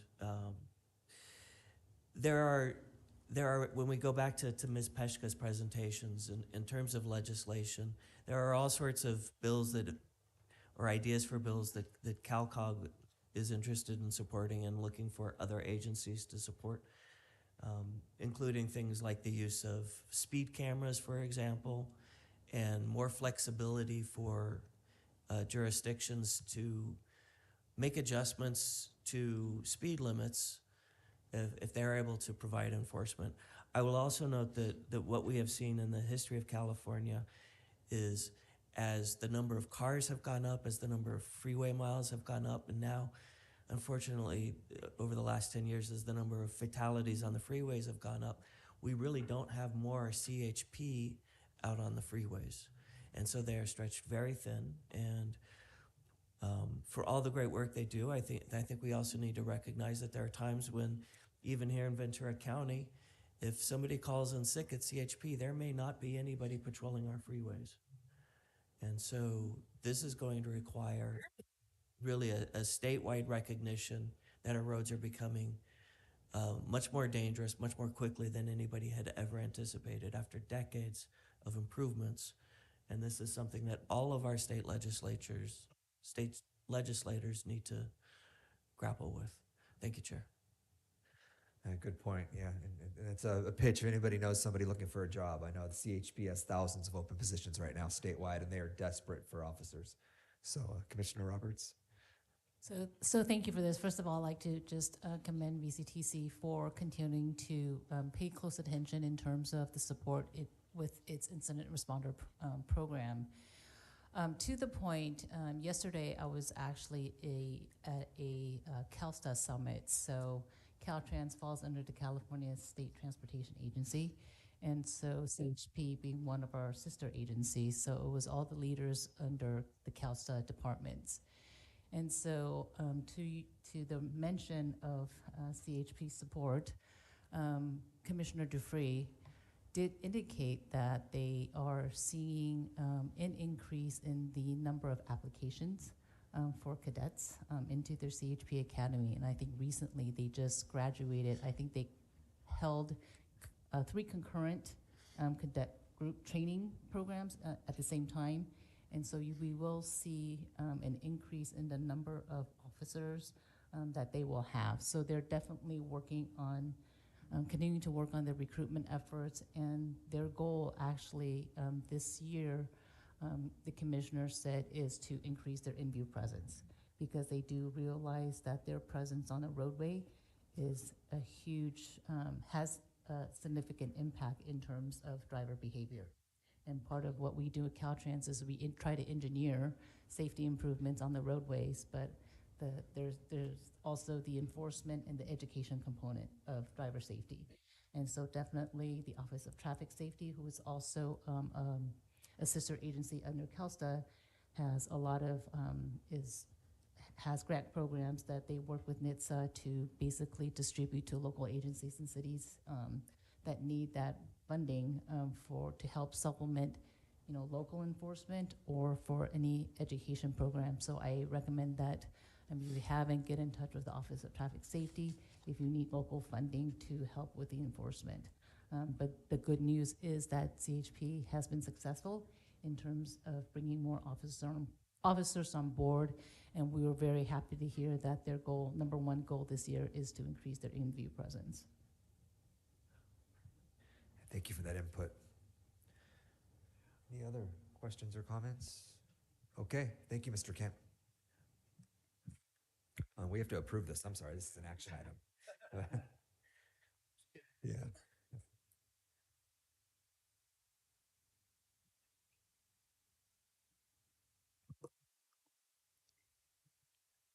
Commissioner Brogy, Commissioner Crosswhite, Commissioner Enegren, Commissioner Engler, Commissioner Francina, Yes. Commissioner Johnson, Commissioner Long, Commissioner Lopez, Commissioner McDonald, Commissioner Parvin, Commissioner Tremblay, Commissioner White, Vice Chair Judge, Chair Lavier. Yes. Thank you. Okay, thank you. And on to item 15 is the Santa Paula Branch Line leasing, licensing, and insurance update. Good morning, Ms. Fagan. Good morning, Mr. Chair, and good morning, Commissioners. For the record, my name is Amanda Fagan, and I serve as the Director of Planning and Sustainability for the Ventura County Transportation Commission. This staff report and presentation is provided at the request of the Commission. In September, during our most recent discussion of the right of entry permit process, many commissioners had additional questions about our overall leasing and licensing program and sort of how we manage the property that VCTC owns throughout its 32-mile area.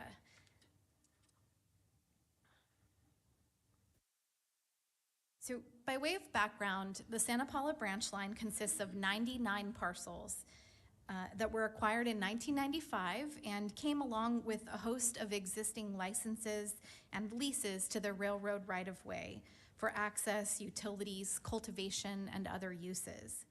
The current total lease count is 625, the bulk of which predate VCTC ownership, and many do not pay an ongoing regular license fee. Those are primarily for utilities. There are 76 access leases and 25 cultivation leases, which covers around 11 and a half linear miles along the branch line. In fiscal year 2022-2023, VCTC collected just over $318,000 in total lease and license revenues. All of these leases and licenses require regular administration and management by VCTC. In 2021, VCTC executed a railroad lease and operations agreement with Sierra Northern Railway. Under that agreement, Sierra Northern is responsible for the operations and maintenance of the railroad right-of-way, but the agreement retains to VCTC the rights and responsibilities related to leases and licenses for the Santa Paula branch line right-of-way. So while Sierra Northern maintains and operates the railroad and the property on a daily basis on our behalf, the underlying property management, leasing, and licensing is still done by VCTC.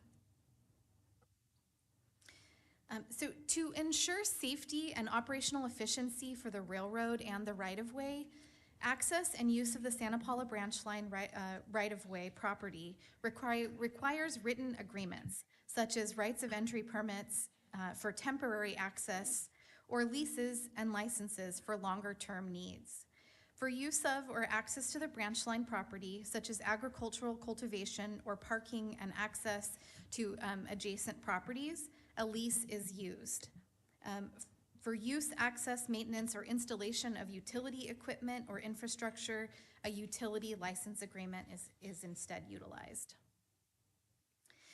So now a quick note about the legal context for access and use of the branch line before I proceed. Though used for a public purpose, railroads are considered private property, unlike streets and highways. California courts have found that railroads are not subject to adverse possession, so users cannot gain the right to use the railroad property by simply using it or occupying the property. This is also true of property owned by public agencies, so the Santa Paula Branch Line right-of-way property is protected from adverse possession in those two ways. Initial field study and analysis that was conducted by VCTC in early 2020 found that many neighboring properties have extended cultivation activities and or access onto the publicly owned right-of-way without a lease or license. Such encroachments included row crops, lemon and avocado trees, equipment and material staging areas, parking and use of the railroad right-of-way to access neighboring properties, and other uses of the public property without an active lease or permission to access the branch line property. In addition, the current usage of leased properties for many of the existing leases don't align with the allowed uses under the original lease agreements. Many of the leases were executed long ago in the 1920s, and the actual types of cultivation or the types of use have changed over time. So in March of 2020 and again in March of 2021, the commission directed staff to address these encroachments onto the Santa Paula Branch Line right-of-way through leasing activities to ensure fairness among neighboring landowners and to generate revenues to sustain the Santa Paula Branch Line management and operations. Staff works to address encroachments through leasing efforts as time and workload allow, and prioritizes those encroachments that have the most significant impact to railroad operations or to those that pose the most significant safety concerns. As new leases and licenses are prepared or existing agreements are updated, such as when neighboring property changes hands and the leases need to be reassigned, VCTC staff provide the lease and license instructions that were included in the staff report as attachment A, and also uses the sample template lease and license agreements that are included as attachments B and C as a starting point for discussions with the landowners and to develop appropriate agreements that align with the projected use of the property. Always with review and guidance by our general counsel and our VCTC's risk manager. Since 2020, VCTC has used a market valuation approach using lease rates of approximately $1,667 per acre per year, which is based on the lower of two agricultural leases that were executed by the County of Ventura in the Santa Clara River Valley. These rates are validated using guidance from the California chapter of the American Society of Farm Managers and Rural Appraisers, and also information from our Agricultural Commissioner's Office. Lessees have also always have the opportunity to share comparable leases or other information for VCTC's consideration in establishing lease rates. Existing and new leases and licenses are required to provide, existing and new lessees and licensees are required to provide certificates of insurance that meet the lease or license requirements based on the use of the property and must name VCTC as an additional insured party. One issue that has recently received greater attention is related to railroad exclusions that are found in many commercial general liability policies, as further discussed in the staff report. So one last note that is actually not covered in the staff report, but in retrospect I feel is relevant for this discussion. There are 10 parcels out of the 99 that are located in Satakoy and Piru that are known, or we sort of refer to them as the county managed parcels. These parcels are subject to an agreement between VCTC and the County of Ventura that was executed in 1997. And under this agreement, the county is responsible for the maintenance, management, and leasing of the property in exchange for receipt of lease and license revenues. So the county general services agency, through their real estate department, it's the Public Works Agency Real Estate Services, and then also the General Services Administration Parks Department manages those properties in Piru and Satakoy respectively, and they receive any lease and license revenues associated with those properties. So these parcels are shown in yellow on the maps, although I don't know how well maybe they do show up well up there. They're shown in yellow. The red parcels are the regular VCTC managed parcels. And they're excluded, expressly excluded from the railroad lease and operations agreement that VCTC has with Sierra Northern Railway. So the county is solely responsible for those parcels. Notable uses of the county managed parcels include the B&J's Drive-In in Satakoy, as well as the Satakoy Depot, and also the Piru Skate Park. So with that, I'd be happy to answer any questions that you might have. All right, thank you, Ms. Fagan. Any questions or comments? Commissioner Tremblay? Thank you, Mr. Chair. I have a question for Mr. Mattis on this. And in the staff report, Steve, it talks about the fact that we'll, for example, on right-of-way licenses or permits, will take certificates of insurance. But with the railroad coverage exclusion in the policies, we're going to be requiring them to get an endorsement to endorse around and either provide one of two alternative railroad provisions. In that case, wouldn't it be better to have endorsements as opposed to just a certificate of insurance from a party? Maybe you want to make the distinction between those. Well, we can. When we get the endorsements, they're typically reflected on their certificates of insurance. And so that's how we would have confirmation. VCTC doesn't, and Amanda, correct me if I'm wrong, VCTC doesn't normally get the entire insurance policy. They get evidence that the policy exists. Just an accord certificate, right? Essentially an accord certificate. Okay. But in many of these instances, there will be the railroad coverage exclusion. Correct. So in fact, do we have any idea I would imagine it's a pretty substantial percentage of instances there is a railroad coverage exclusion in the commercial liability insurance, right? We have started noticing those more frequently, and maybe it's just because we've started noticing them that we're noticing them more.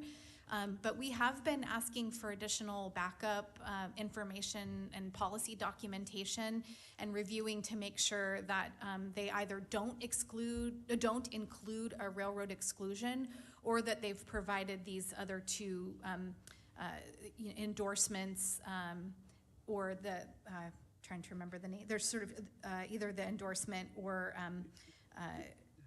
They're waivers. Yes. There's two forms of coverage. Yes, so we have been reviewing the background documents, and I'll give you one example. In the city of Santa Paula, there's a roadway repair project that needed a right of entry permit. And so in reviewing their insurance documentation, it was actually a little bit of a gray area whether it did have that exclusion or not. Depending on how you read it, you could sort of see it either way. So we asked for confirmation from the city of Santa Paula's insurance provider, Joint Powers Agency, to demonstrate that they were in fact covered for railroad, for being in proximity to the railroad. And in that case, it was fine. They didn't need to have any additional endorsements. But we definitely have, I just wanted to call attention to that because it's something that, for example, we had to ask the city of Santa Paula for some additional documentation on. I just thank you for the answers to the questions, and I would just underline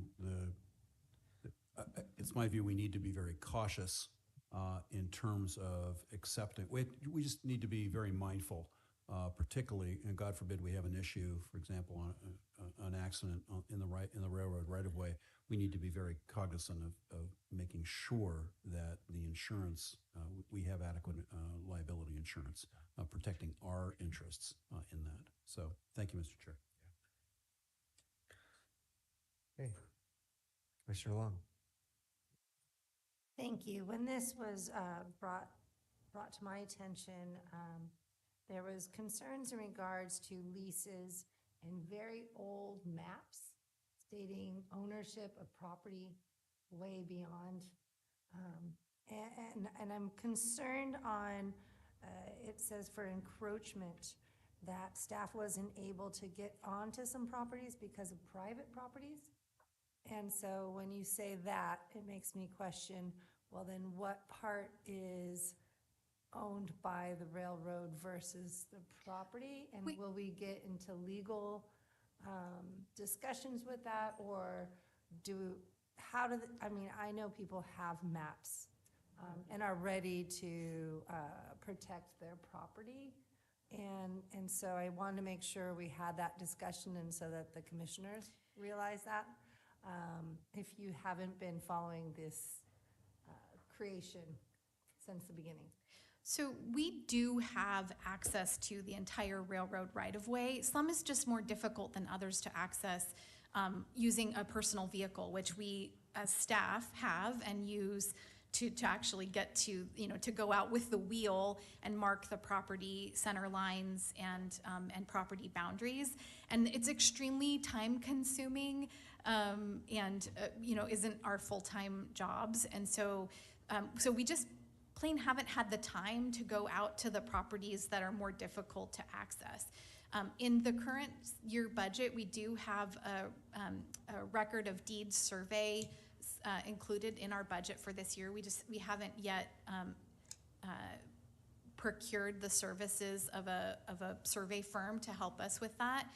That will provide further documentation on the encroachment. So the approach we've taken in the past 3 years has been to identify those areas that are the most significant impact. So the largest properties, the ones that have the most significant encroachment onto physical encroachments into the right-of-way that are impacting,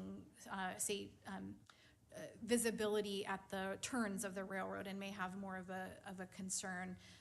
In one case, there's a property owner who has built a rock wall into the railroad right-of-way, and so we need to work with them to have the rock wall removed, and not just for the railroad operations, but for neighboring property owners as well. So, we do work on those as quickly as we can, but as far as, we can get to all of our property, meaning VCTC and Sierra Northern, but it would require specialized equipment in some cases where there isn't like a roadway to easily get to the property. So it's a sort of ease of access issue as opposed to just plain ability to access. And I appreciate making sure that we do have an official surveyor that is out there. I know our county one is very busy, but I think that's important so that it's a third party versus, well, that's our property, give it back to us type of conversation. So I appreciate that, and I'm looking forward to seeing that. Thank you. And Chair, if I could just add in on this, as we all know, the relations with Santa Paula branch line, there's some exciting opportunities, but there's also challenges. And my younger brother, who's a land use attorney in Santa Barbara, always says property ownership is a bundle of rights and responsibilities.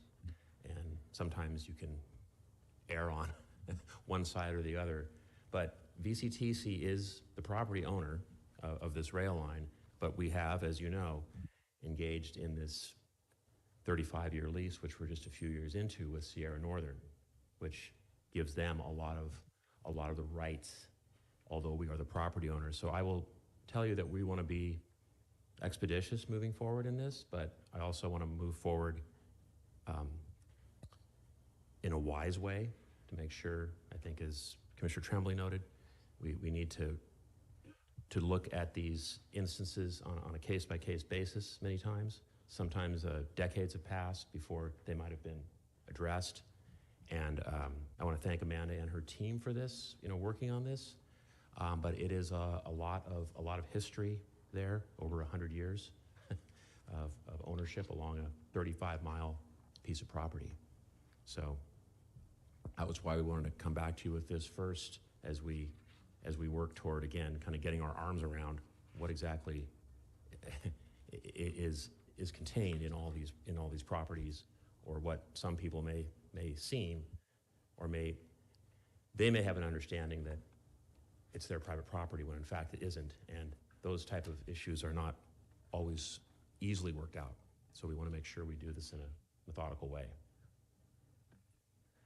Great. Thank you, Mr. Erickson. Okay, we will receive and file that update, and we move on to the January updates for the branch line. Well, again, thank you, Chair Levier and members of the commission. Our most recent verbal update to the commission took place in January, with monthly consent or verbal reports provided in each month since June of 2023. So I'll be focusing just on those most recent activities that occurred during the month of June, or of January. So VCTC staff does continue to process right of entry permits, lease reassignments, crossing agreements, and utility license agreements and invoices. VCTC released the request for proposals for the Santa Paula Branch Line Trail Master Plan update and EIS in December upon commission approval. And the deadline to submit proposals was to be today, February 2nd. Unfortunately, as you heard from my colleagues, the REAP 2.0 funding uncertainty caused a proposed reversion of $300 million in the governor's budget for the upcoming fiscal year. And on January 26th, last Friday, SCAG issued a stop work order. So in compliance with that order, VCTC canceled the request for proposals and notified the prospective bid list. We will work with SCAG on possible alternative funding sources, and also look at reissuing the request for proposals as funding becomes available. To accommodate the new allowable railcar storage area under Amendment Number 1 to the Railroad Lease and Operations Agreement that the Commission approved in December, the rail bike turnaround point was also moved to an area near South Largo Lane due to the displacement by the relocated stored rail cars. Mendocino Railway and the Sunburst train worked to improve the turnaround location with decorative fencing and to define the visitor area and other features. The new route eliminates one crossing of State Route 126 and reduces the round-trip distance from 17 miles and 3 hours to approximately 10 miles and 2 hours per tour. Starting in January, the tours depart at 10 a.m. and 2 p.m., which was changed to accommodate agricultural operations on neighboring properties during the early hours of the day. So all of these changes, I think, are were requested and suggested by the agricultural operators in the area. And then finally, to give you one more sense of the ongoing and upcoming activities and administrative actions on the branch line, this slide contains my updated running to-do list. And in the interest of time, I will leave it at that and be happy to answer any questions that you might have. Thank you for all of your work on this, Ms. Fagan. We know keeps you quite busy. Any questions or comments for Ms. Fagan? I just wanted to say thank you for the continued great work out there. I really do appreciate it. My staff and everybody out there, just thank you. Thank you. Okay, that's it. Thank you so much. Appreciate it. Oh, I'm sorry. Did I miss one? I missed two. Do we have any idea whether or not it looks like, I mean, it's probably still too early, but whether or not it looks like we'll get the permits to start construction on the railroad bridge this year? Yes, everything is progressing as the commission adopted or approved the construction management contract under the consent agenda today. We will start working with the construction management team to proceed with final permitting and developing the bid documents to actually begin construction. Thank you. Ms. Brogy, did you have a question? Oh, okay, Thank you. perfect. I think I got everybody. Okay, thank you, Ms. Fagan. Mr. Madison, any general counsel reports? Nothing. Thank you. Okay, let's go to agency reports, starting with SCAG, Vice Chair Judge. Thank you, Mr. Chair. I'm going to just add on to the pain here and talk about REAP 2.0. I have emailed Roxana our SCAG toolkit for lobbying your state assembly person and state senator to get that funded again. So I asked her to send that out to all of you guys so you can look at it. What I'm requesting VCTC to do is come up with a letter to SCAG that we can all sign as commissioners, basically asking the governor to reconsider his cut and find somewhere else to cut. Because the REAP 2.0 affects not only us, it affects the entire SCAG region, and it's hurting a lot of places because we have a lot of projects in the pipeline. So does Imperial, LA, Orange, everybody does. So we want to keep that funding there. So that is one of the things that SCAG is really harping on yesterday. So I plan to do the same thing in my city. We're going to send a letter. We also asked SCAG to propose a major letter, have all the elected officials that are in SCAG sign it. So it's going to be a lot of lobbying going on. So just remember that. The good news was there was a very interesting proposal during the Transportation Committee about it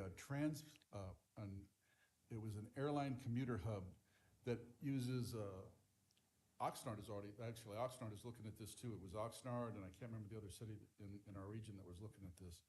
It is a small commuter hub built either adjacent to or near one of the major airports that flies these new, and don't freak out, battery-operated aircraft that hold like 6 or 7 people. And basically it would do, if you wanted to take a flight from, say, Camarillo here, you get on one of these aircraft, it would take you to LAX, or it would take you to Burbank. Those types of commuter travel for the airlines. That was a very interesting proposal. It's done by a company out of the UK, and it looks like it's actually got a lot of legs here in this country, so it might actually come to fruition. I was very happy when I heard that Oxnard was involved in looking at something like that. Other than that, there wasn't too much else to report. The green print. I forgot about the green print. That was a big deal because that's finally online now. And it was approved to go forward. So it's done after 4 years. It is a good way for cities to get their data on all their land use projects and stuff like this, coordinated into one data set. So it's a very interesting project. And once SCAG gets it up and running, which should be early spring, I'll bring that back and let you guys know about it. Thank you. Thank you, Vice Chair Judge. Metrolink, Commissioner Tremblay. Bob, do you want to go first? Sure, yeah. We're going to tag team.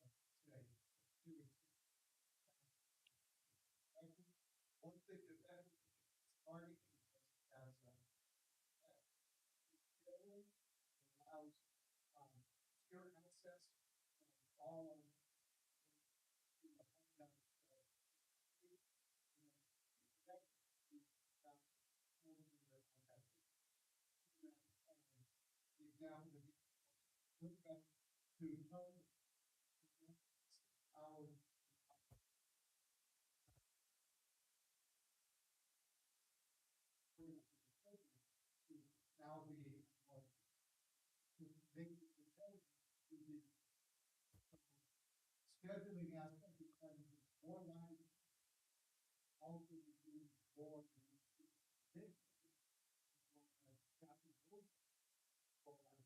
community.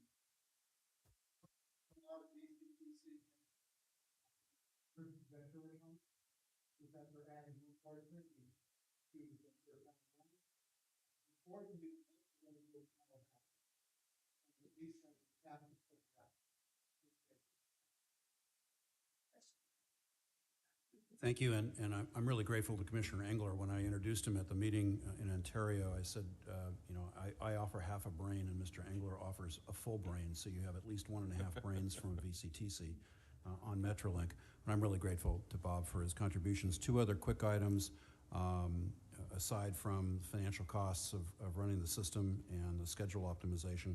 One is on the score and state of good repair that Metrolink is consistently engaging in. And I thought one statistic that you might be interested in hearing is that it takes, from a cost standpoint,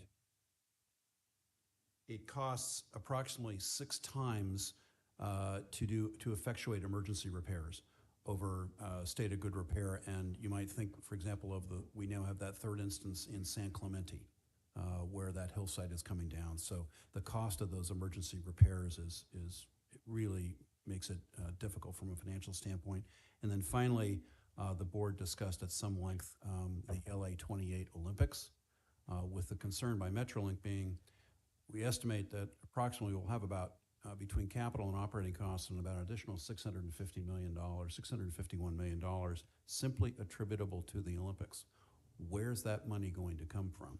And some money will ultimately, we think, come from the federal government, but the board has appointed a committee to engage LA 28, which to date has not really been engaged in, saying to LA 28, we want you, LA 28, to step up and provide some revenues to Metrolink for this, given that the burden would otherwise of these games would disproportionately fall upon the ratepayers and taxpayers within the 5 county transportation commissions within the 5 counties. So we're hopeful that LA 28 will start engaging. We have a job ahead of us to do on that. Thank you. Thank you both. And Commissioner McDonald, you have the next two, LoSAN and Coastal Rail Coordinating. Thank you.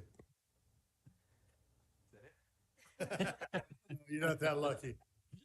I do have one for LoSAN. I don't have anything from Coastal Rail Coordinating Committee because we have not met. We meet quarterly, but on the LoSAN side, we've had what they call another subsidence. I call it a landslide.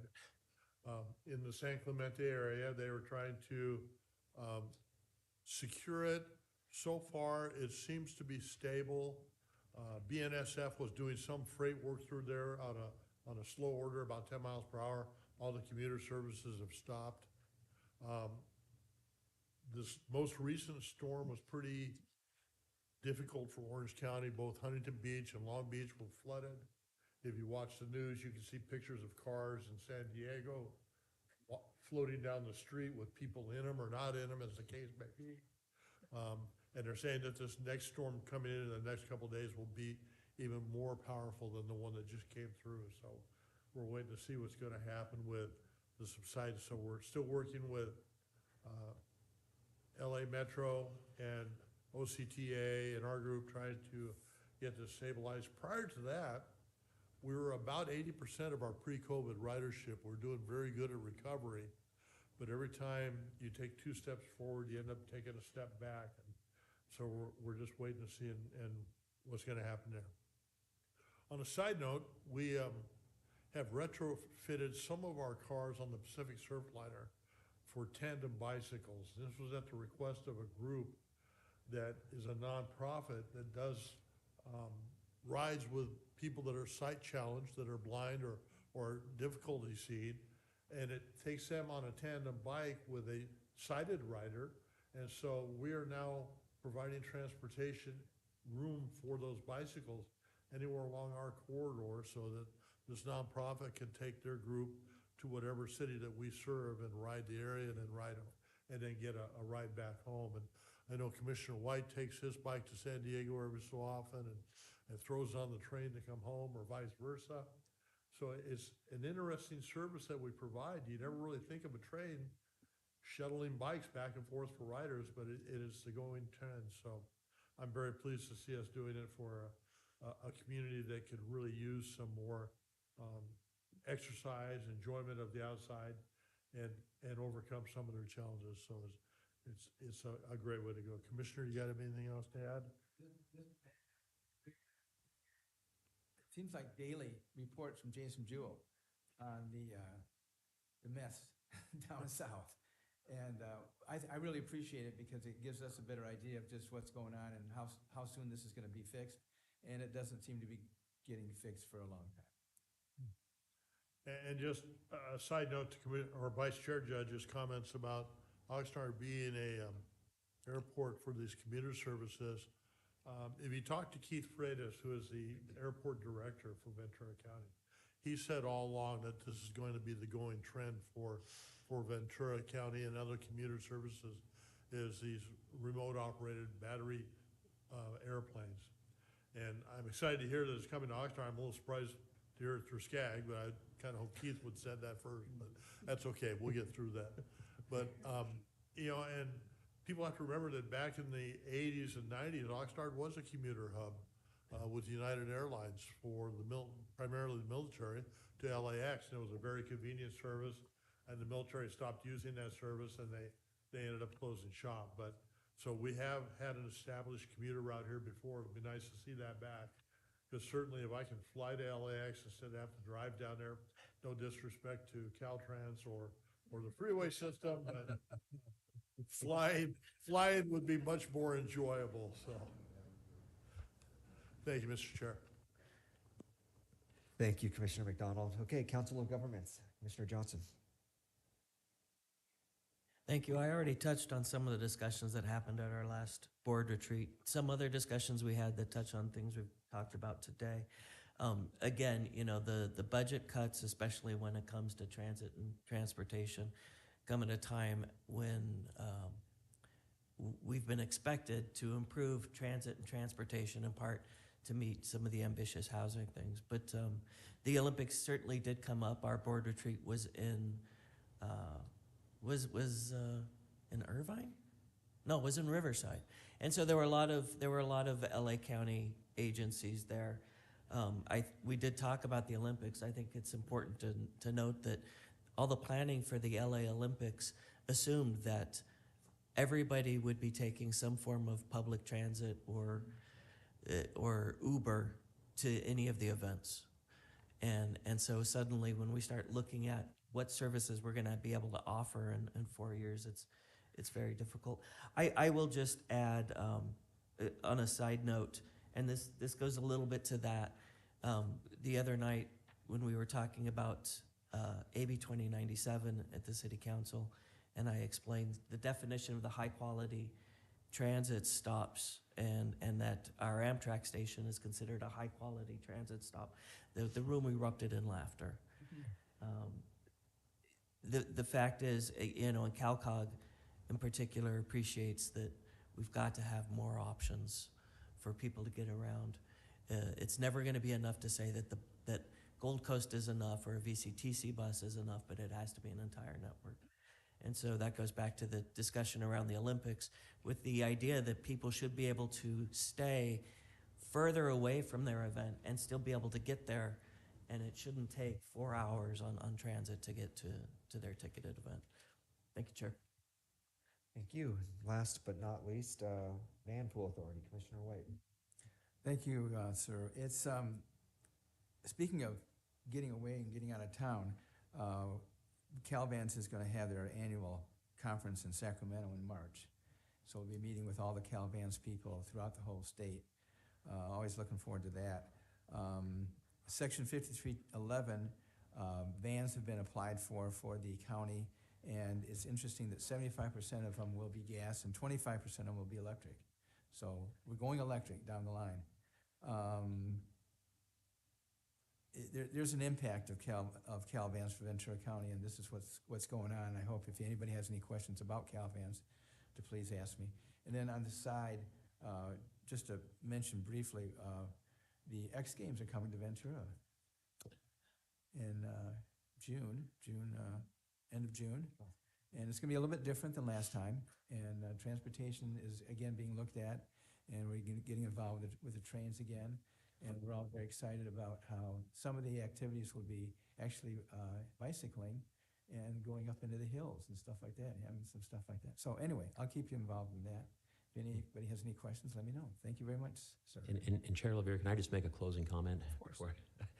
One item, it was on my executive director's report, but I just wanted to reiterate it, that in honor of Transit Equity Day and the birthday of civil rights leader Rosa Parks, all of the transit agencies in Ventura County, Gold Coast, VCTC, Simi Valley, will be offering free fares this Monday, and Monday, February 5th. So I just wanted to note that for the record also. All right. Yeah, of course. Director, will we be getting some information in regards to the transportation for the X Games? I remember last year it was great to get that out into the community ahead of time. And so if we could, I would really appreciate that. Thank you. We will. We are excited to hear the news that it is coming back to Ventura. I think, as you know, we really did a lot of pre-planning last time, and now we'll have even a greater opportunity to do more pre-planning. So. Okay, that concludes our agenda. I want to thank the City of Camarillo team back there. Thank you so much for making this run so smoothly. Much appreciated. And, our next meeting is Friday, March 1st, same time, same location. See everyone then. We are adjourned.